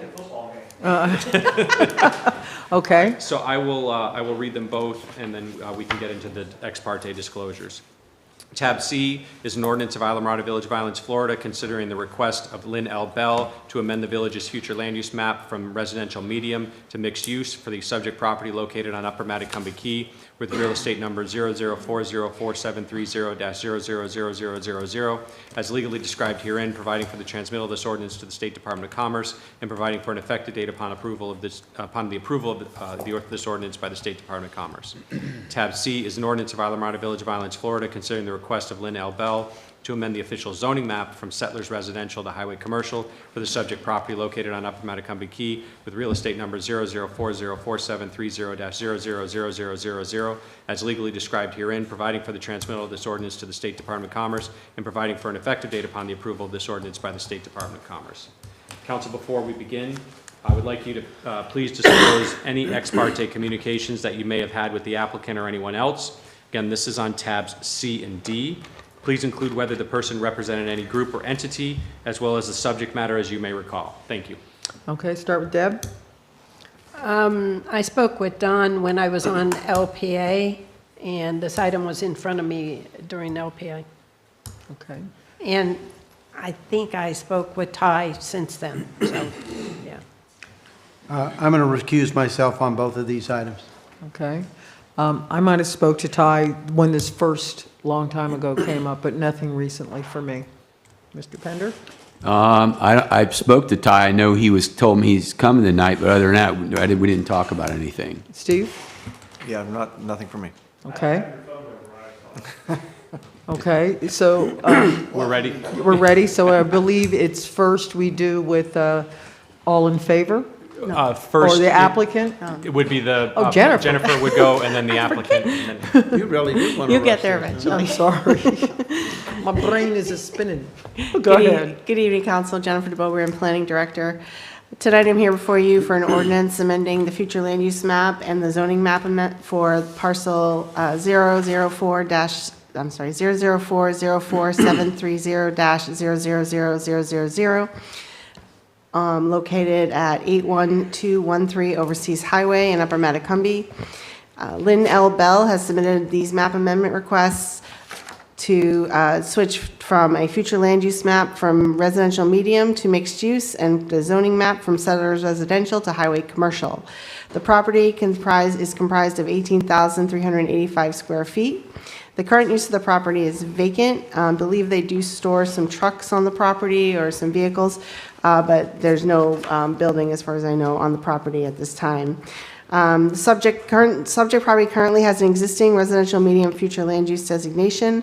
The property to the north is designated mixed use, and the property to the south is designated public, semi-public services. The properties to the east are designated residential medium, and the properties to the west across Overseas Highway are designated residential high and mixed use. And the character of the surrounding area is mixed use with residential uses and commercial uses. The property has an existing settlers residential zoning district designation, with the adjacent property to the south designated as public, semi-public services. To the north, the adjacent property is designated as settlers residential. The properties to the west across Overseas Highway are designated as multifamily and tourist commercial, and to the east is settlers residential. The property is scarified and is not recognized as any habitat to any state or federal listed animal species, and is not within the state conservation recreation lands boundary or critical habitat area. Pursuant to the village's GIS data and records, the parcel is identified as scarified. The applicant's agent has submitted a needs analysis detailing the map amendment request and the zoning amendment request. The staff's analysis is in your packet, including the compatibility with the principles for guiding development for areas of state critical concern. And at this time, meeting all those, also the LPA reviewed this proposed amendment at their meeting on June 10th, 2024, unanimously recommending approval of this amendment, of both amendments, and the item was previously before this council on August 8th, 2024, and was deferred until this meeting. Based on all the information in your packet and the previous discussion at LPA, staff has reviewed these requests and recommends approval of both. I'm here if you have any questions on these requests. Anyone have any questions for Jennifer? No? Okay, then I believe Mr. Harris. Thank you, Madam Mayor. Again, Ty Harris with the law firm of Ty Harris, PA, Plantation Key. I'm here representing the owner. You know, we've had this ongoing discussion for several months about properties that were rezoned and the flume was changed without actual knowledge of the property owners, even though it was done legally. This was, as I've said, the original sin of the village, but this is, I call patient zero. And the reason I will call it patient zero is it came to my attention in 2018 when I was still with the village. I got a call from a very irate Mangrove Mike, who had just received a call from a very irate homeowner and property owner in the village who was in the process of selling this property. She's an elderly lady, had been in the family for decades, kind of sound familiar? And when the buyer was doing their due diligence, they discovered that the property showed up on the maps as residential and not commercial. And that prompted a call to the planning department and to me about, is this zoning correct? And so the village has had mapping errors in the past. So it's, the first thing you want to do is go back and look and see if there's a mapping error. In the time that I was there, we found over 40 mapping errors that have all been corrected. So it's not impossible. But as we started doing the research on this property, we discovered that no, indeed, this is one of the properties that had its zoning changed in the good old days when the first comprehensive plan was adopted. And so I explained that there was a process to change that. It was a very expensive process and it was a long process, and that we didn't have any way of waiving any of those fees. And very upset and teary property owner, we didn't hear from again. And that was the last I'd heard about this property until recently. And Don was the original person handling and helping this person. And when he got on the council, he asked me to take it over, since obviously he can't represent it. And so since I have a soft spot in my heart for dealing with these, because I don't think a lot of people were treated fairly, I agreed to do it, which is why I'm here before you today. What was handed out to you earlier, thank you, Stephanie, is the last zoning map of the county, which is dated 1996. So that was the zoning in place for this property at the time right before the village incorporated on December 31st, 1997, and then subsequently adopted its comprehensive plan, its future land use map, and its zoning. And this property, if you haven't heard this story before, stop me, had the same zoning as Mayor Mahoney's, which was settlers residential. And yes. Suburban commercial. Suburban residential is what I found, but that's okay, because it's a property that fronted US 1, still fronts US 1. So in the old county code, if you had US 1 frontage and you were suburban residential, you had commercial uses. I went back and I looked, and did you know that you could have a hotel up to 12 hotel units on a suburban residential lot as long as it faced US 1? The use that was obviously probably the most valuable was that it's a mixed use of commercial and retail. The limit to the size of the building was 2,500 square feet, which is what kind of distinguished it from suburban commercial, where you could have a larger structure. So the request before you tonight is to restore, I say restore, the commercial viability of this property. It accomplishes a couple of things. One, it rights a wrong, which I think this council is keenly intent on doing when I've been in front of you. And number two, it also eliminates a residential lot that we don't have to worry about coming back and asking for a residential allocation on US 1, which is not exactly where we want to put a single-family house nowadays anyway. Because as you heard from your planning director, the current zoning is a residential zoning district, and they would be entitled to some type of relief if there are no residential building permits left, which is a discussion and a problem for another day. But with that, I would conclude my remarks, and I'm open to questions. Thank you. Anyone have questions for Mr. Harris? No? Okay, no one has any questions? I would just reserve a couple of minutes for rebuttal if somebody wants to get up and oppose it. Thank you. Okay, thank you. Hey, I will say one thing. There are a lot of good soursops came off that property. That's all I know. Yeah. Woody had a lot of soursops planted on there. He used to sell them to Roberts's here. Yep, sure did. Yeah. Thank you, Mr. Pender, for that tidbit. All right, I think the first thing we do is opposed? Support. Oh, Hey, darn it, I had hey, it backwards. Support, sorry. You probably know him as Guanabana. Oh, stop. All right, anyone in favor, Stephanie? No. Oh, no. Oh, anyone, I guess we do, who's against? Anyone against? Yes, Sue Miller.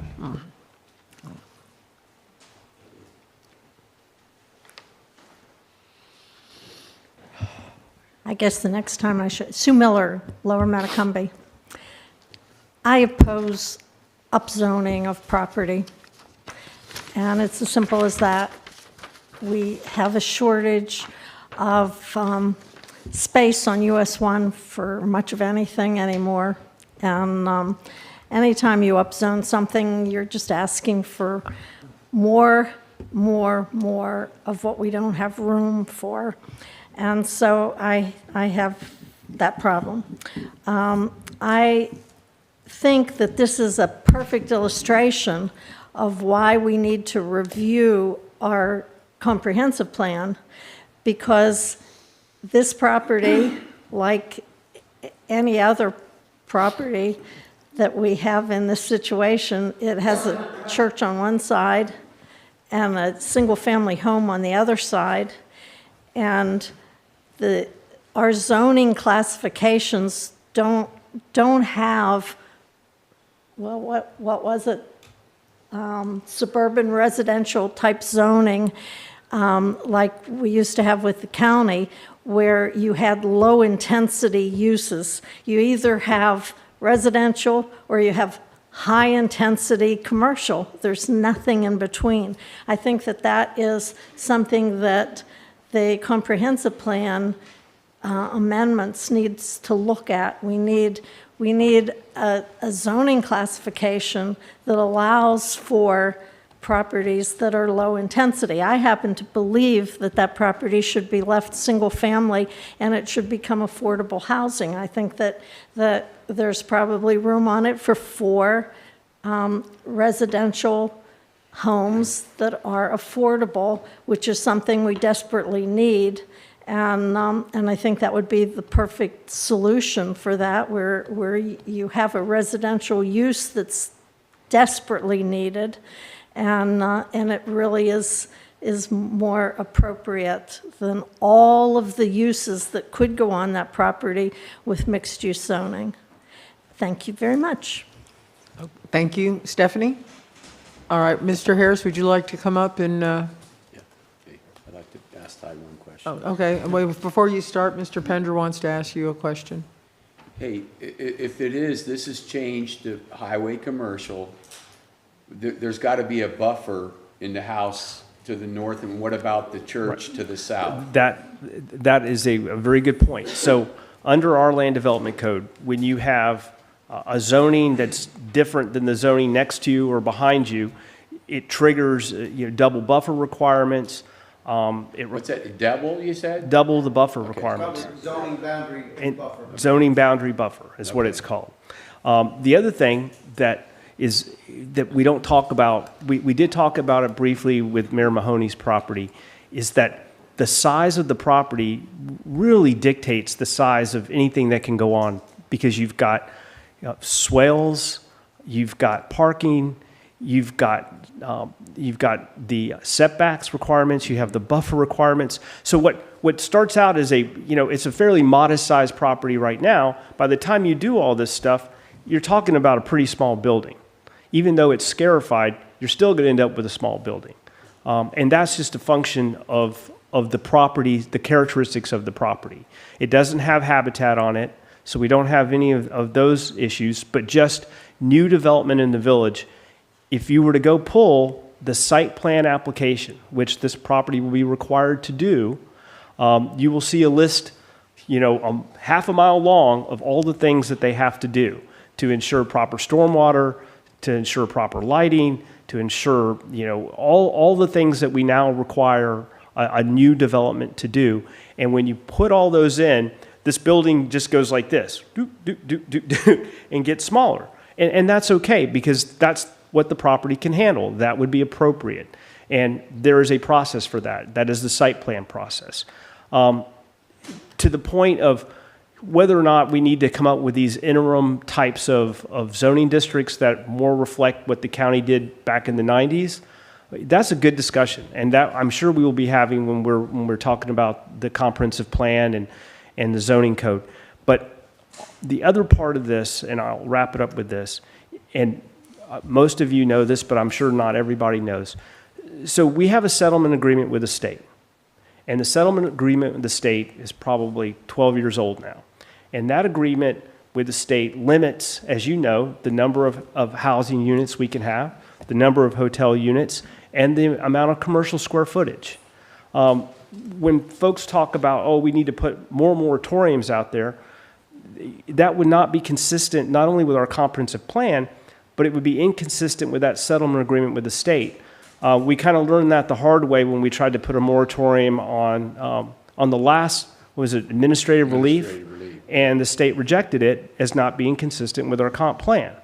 So we need to be careful when we try to extend, extending the moratorium right now is appropriate, makes a lot of sense because we don't have a lot of allocations left. But when you're talking about commercial, there's still commercial square footage available. It's not a ton, but it's there. And that was, an agreement. It's enforceable. And so unless there was a reason, because we didn't have any more commercial square footage left, that's not the type of basis for denying an application to rezone a piece of property to commercial. Hey, Ty, how many feet, when you're saying a double buffer, how many feet? Just out of don't put me on the spot with that. I'm dyslexic and not good at math. 5 feet or something? I mean, I know You're there's looking it up, aren't you? I don't have the laptop with looking me. it up. He's going to look it up. But yeah, you end up with these zoning boundary buffers. And so any place that you're running up against a different zoning, you're going to get dinged on the double buffer. Okay, that I understand. Maybe if Don't wait on that, just keep going. yeah, Thank I'm you. good. I mean, Okay. I want to make sure that especially, with the Baptist church being there on that one side and then to a residential on the north. I mean, yeah. I mean, it's Eleanor's house who we're talking about. Yep. She's Thank you. the one that sold Thank the you, Mr. property. Harris. Yes. Thank you. Yeah, she's the one that family owned it for 40 years Yeah, or something like McCandless, that. well, McCandless. McCandless RC. Okay. Thank you. Okay, council, you want to have a discussion? I think to Buddy's point, whether we find the footage off the bat, the fact that we have buffers between those zoning districts Sure. is important, and the fact that when there's something like this, they could be double, I heard people say that, so I'm going to assume that that's true.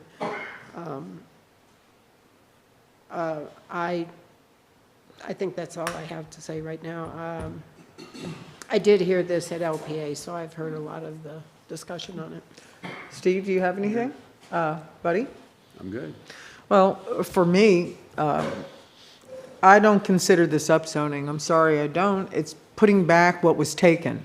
And I'm 100% someone my property was rezoned unfairly, not knowing, and it took me 7.5 years to get my zoning back. So this is, again, I don't know who allowed this craziness to happen to so many properties in the Keys, but First of all, as much as I know we need affordable housing, you can't dictate to someone how to use their property. And then mainly, I'm very, very strong believer that let's put back the mistakes that whoever did to all of us should be done. So, Yours was put back with conditions. yeah, too. mine was put back with conditions and, but anyhow, that's all I have to say. I have the answer on the buffer Excuse me? yard. I have the answer on Oh. the buffer. Oh, did you get it already? I got the answer on the buffer yards. She's faster than you. Go ahead. We're looking from a public service to highway commercial. It's the Class A buffer, which is 5 feet with 2 canopy trees and 15 shrubs, or 10 feet with 2 canopy trees and 10 shrubs. Wow. That's a lot. It's a big buffer. It's a big buffer. There's a difference too between rezoning and upzoning. 100%. Upzoning is when you have a current zoning and you allow for more units per that zoning district, or less parking for that particular zoning district. This isn't upzoning, this is rezoning, and there's a difference. Anyone else? No? Okay, then, We would take each item C and D Okay. separately, so All if anybody right. wants to make a motion, so I'd let's start with C. Okay, do I have? I'll make a motion to approve the change on item C on the future land use map. Do I have a second? I'll second. Okay, Stephanie, would you please call the roll? Councilwoman Deb Gillis, Yes. Councilman Steve Friedman, Yes. Councilman Buddy Pinder, Yes. and Mayor Sharon Mahoney. Yes. Motion passes 4-0. Okay, now we're going to move to the second part. I'll make a motion unless somebody else. No? Can I I'll have? make a motion to approve the zoning map change on this property. I'll second. Okay, Stephanie? Councilwoman Deb Gillis, Yes. Councilman Steve Friedman, Yes. Councilman Buddy Pinder, Yes. Mayor Sharon Mahoney. Yes. Motion passes 4-0. Okay. You're welcome.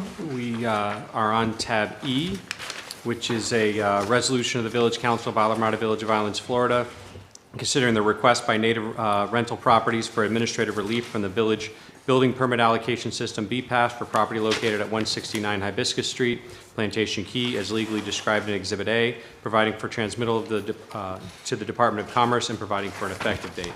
And again, Council, before we begin on this item, if you would please disclose any ex parte communications you may have had with the applicant or anyone else, and then please state whether the person, please include whether the person represent any group or entity, as well as the subject matter as you best recall. Okay, Deb? I had a very brief phone call reminding me that this was on the agenda from Brett. Don? Yeah, I spoke to Brett just real briefly. Steve? Just a couple of text messages about this item he wanted to talk about. Didn't go further than that. Mr. Pender? Yep, he just called to remind me that this was on the agenda. And he called me too. So, Does he think we're too old to remember? I think so. he put a tag on my shirt, reminded me. Okay. Let me ask Jennifer a quick question. Jennifer, how long have these been? It's been like 5 years now? 4.5, I asked. 4.5? Okay. It's part of my presentation. Thank you, Mayor. Oh, no worries. Go ahead, Jennifer. Good evening again, Council. Jennifer DeBarbian, Planning Director. I'm here this evening for administrative relief for 169 Hibiscus Street. Islamorada Realty Investment Trust has applied for administrative relief pursuant to Section 30-477 of the Code of Ordinances of Islamorada Village of Islands. Village Code Section 30-477 requires that a public hearing be held, during which the Village Council of Islamorada shall consider all evidence presented regarding the application and shall follow the procedures, standards, and criteria found within Code Sections 30-552 and 30-553 beneficial use, and the burden of proof shall be on the applicant. The subject property is located at 169 Hibiscus Street and legally described in Exhibit A of the proposed resolution, which is attached to your package. The application was entered into the building permit allocation system on July 31st, 2020. The application has been considered in 4 consecutive annual allocation periods and has failed to receive an allocation award. At the close of Q4 of 2024, the application was ranked 12 with 18 points. Pursuant to the requirements set forth in Code Section 30-477A, the applicant was eligible to apply for administrative relief between 12:01 p.m. on September 30th, 2024, and 12 p.m. on January 28th, 2025. The applicant submitted the application for administrative relief on October 23rd, 2024. The proposed development is one single-family, three-bedroom, two-bathroom home, approximately 2,154 square feet. The site is approximately 5,250 square feet with allowed clearing and mitigation based on the habitat. The analysis based on the code section is in your packet this evening.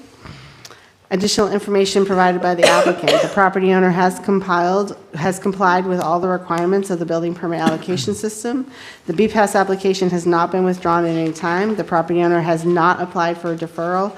The applicant, as stated, is seeking an allocation award. Remedies offered under Code Section 30-477F. At the conclusion of the public hearing, the Village Council may take any or a combination of the following actions.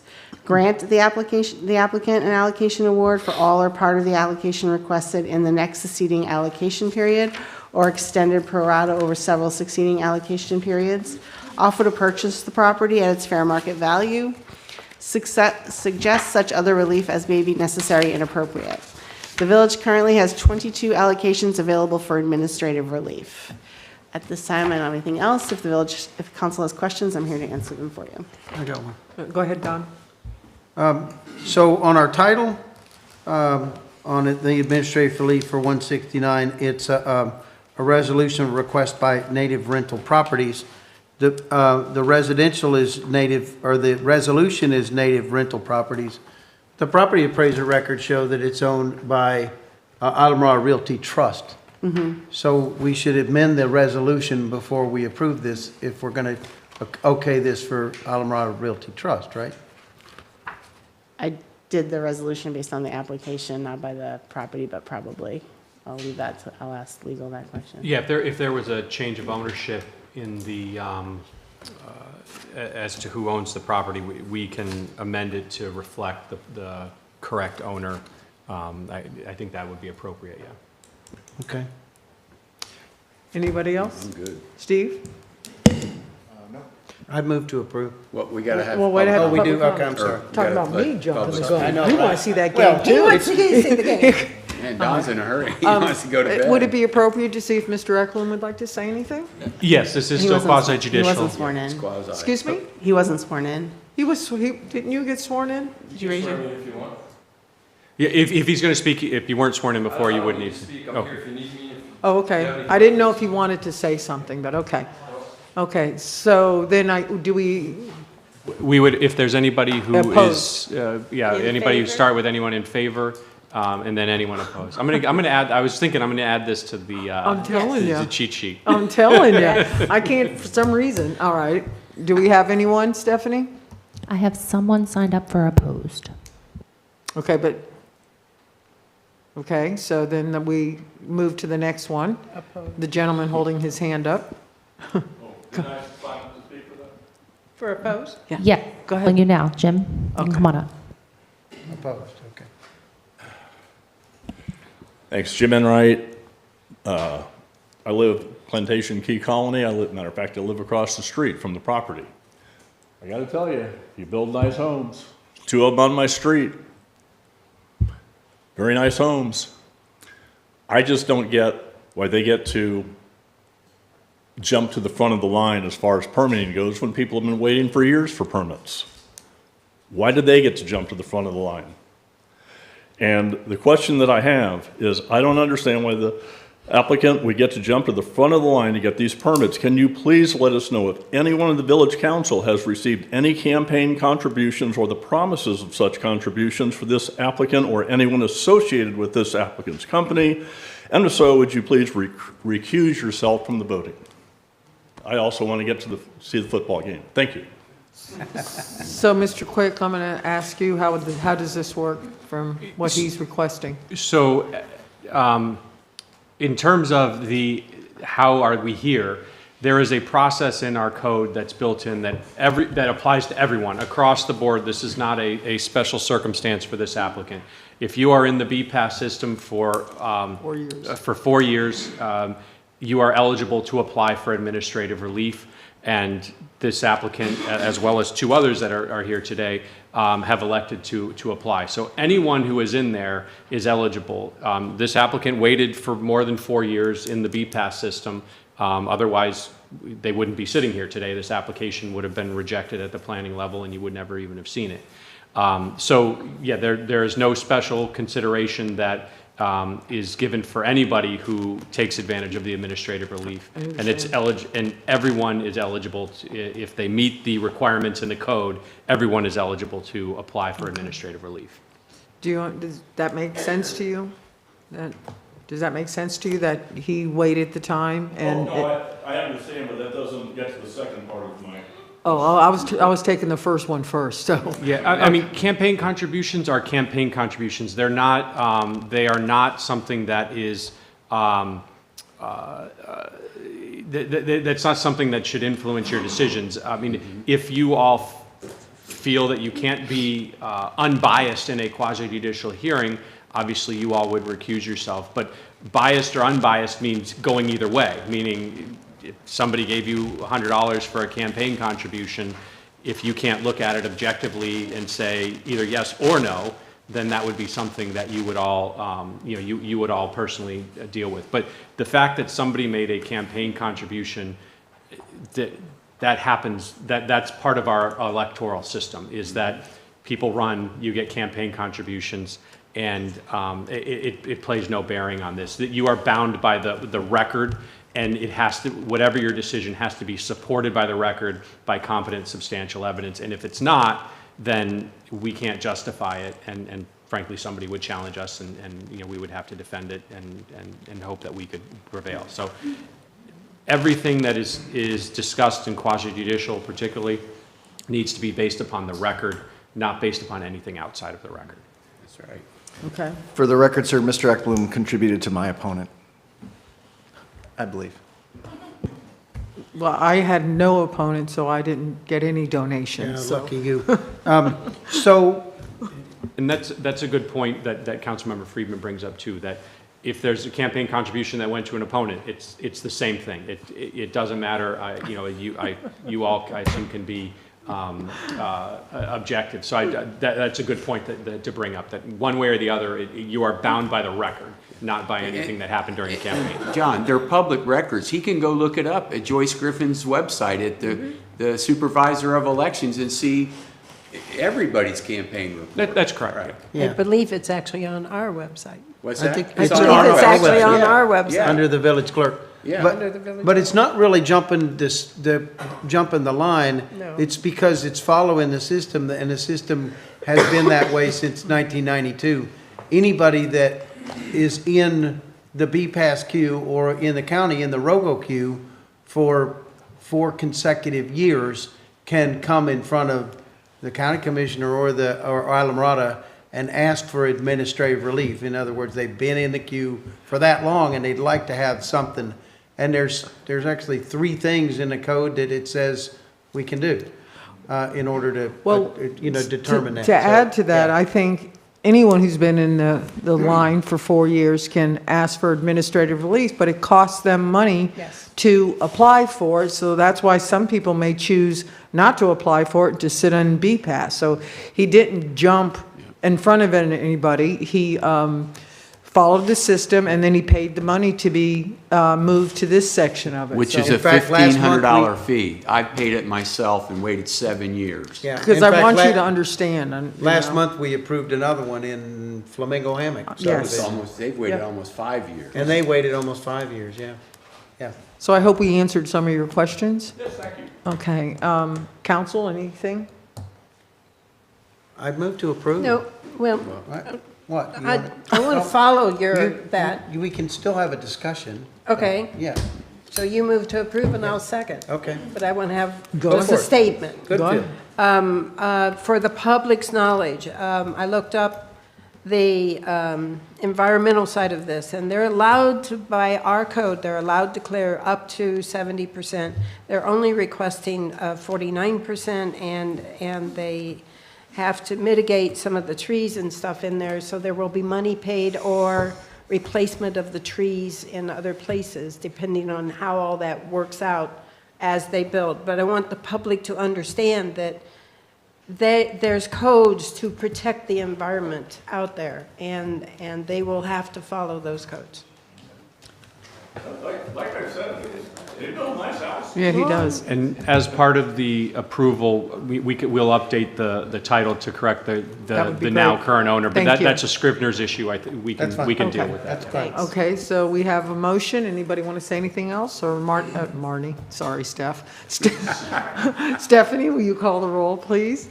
Vice Mayor Don Horton. Yes. Councilwoman Deb Gillis. Yes. Councilman Steve Friedman. Yes. Councilman Buddy Pinder. Yes. And Mayor Sharon Mahoney. Yes. Motion passes 5-0. Okay, John Yep, we are or Jennifer? tab F. This is a resolution of the Village Council of Islamorada Village of Islands, Florida, considering the request of Islamorada Realty Investment Trust for administrative relief from the Village Building Permit Allocation System, BPAS, for property located at 171 Hibiscus Street, Plantation Key, as legally described in Exhibit A, providing for transmittal to the Department of Commerce and providing for an effective date. And again, before we begin, Council, if you'll please disclose any ex parte communications you may have had with the applicant or anyone else, and please include whether the person represented a group or entity as well as the subject matter. Deb? I still had that 2-minute phone call with Brett. Dawn? I had my reminder because I'm senile from Brett. Steve?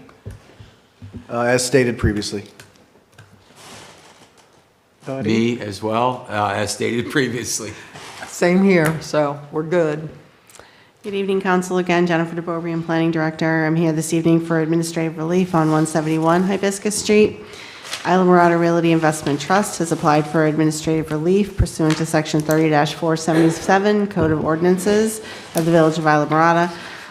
Code Section 30-477 requires that a public hearing be held during which the Village Council of Islamorada shall consider all evidence presented regarding the application and shall follow the procedures, standards, and criteria found within the Code Sections 30-552 and 30-553 beneficial use.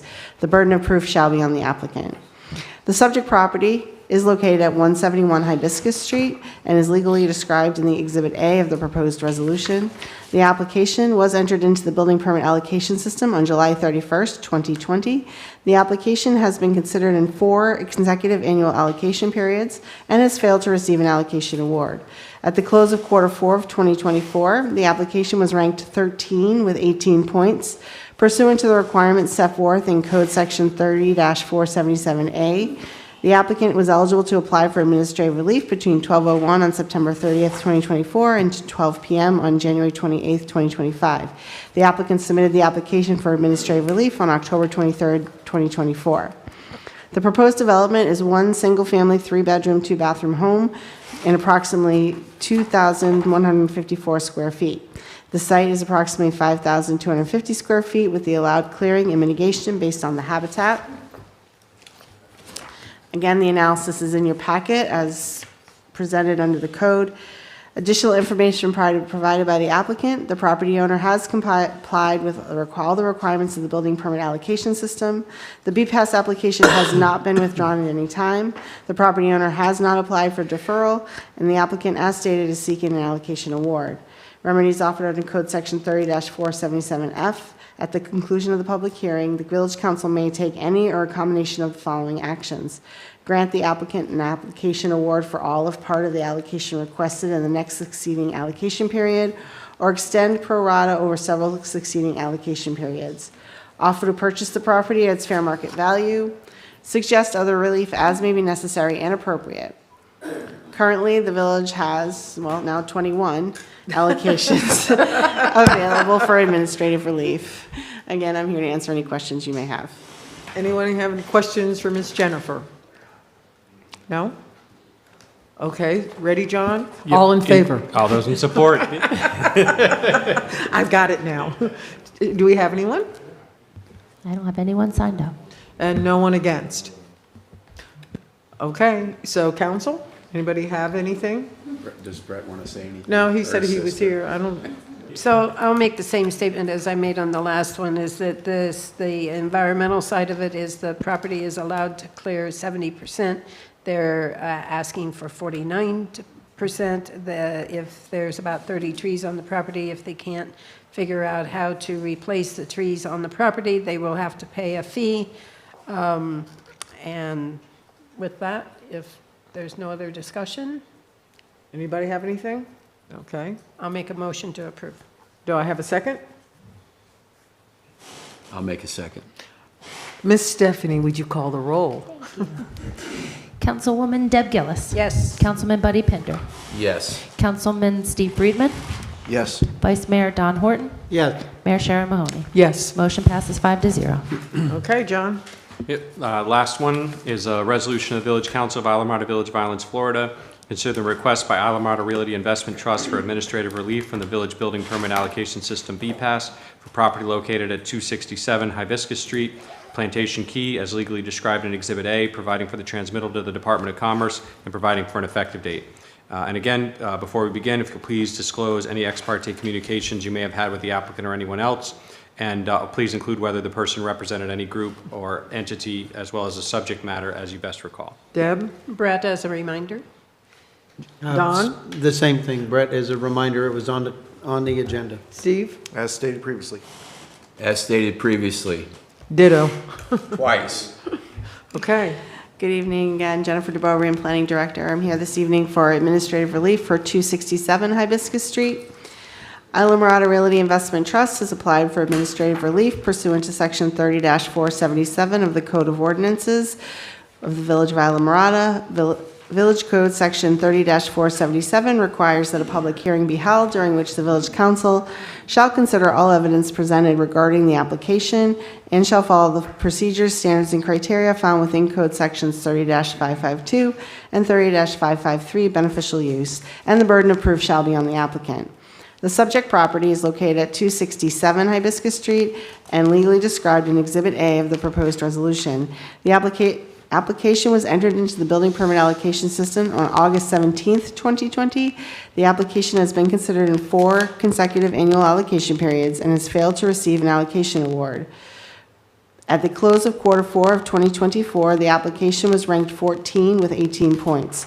Pursuant to the requirements set forth in Code Section 30-477A, the applicant was eligible to apply for administrative relief between 12:01 p.m. on September 30th, 2024 and 12 p.m. on January 28th, 2025. The applicant submitted the application for administrative relief on October 18th, 2024. The proposed development is one single-family, 3-bedroom, 2-bathroom home, approximately 2,224 square feet. The site is approximately 5,250 square feet with the allowed clearing and mitigation based on habitat. Again, the analysis is in your packet. Additional information provided by the applicant. The property owner has complied with all requirements of the building permit allocation system. The BPAS application has not been withdrawn at any time. The property owner has not applied for a deferral, and the applicant, as stated, is seeking an allocation award. Remedies offered under the Code Section 30-477F. At the conclusion of the public hearing, the Village Council may take any or combination of the following actions. Grant the applicant an allocation award for all or part of the allocation requested in the next succeeding allocation period, or extended pro rata over several succeeding allocation periods. Offer to purchase the property at its fair market value, or suggest other relief as may be necessary and appropriate. The village currently now has 20 allocations available for administrative relief. She counts. She's Again, got I'm here to this. answer any questions you may have. Anyone have anything for Jennifer? No? All in favor? No. Anyone in favor? I have neither. Neither? Neither. She has neither. So, council? I'll make the same statement again. It's allowed 70% clearing. It's requesting 50%. There's 67 trees on the property they will have to deal with in some fashion. And I'll continue unless somebody else wants to. No? No.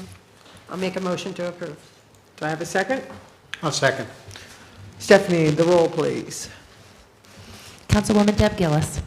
Yes. Vice Mayor Don Horton. Yes. Councilman Steve Friedman. Yes.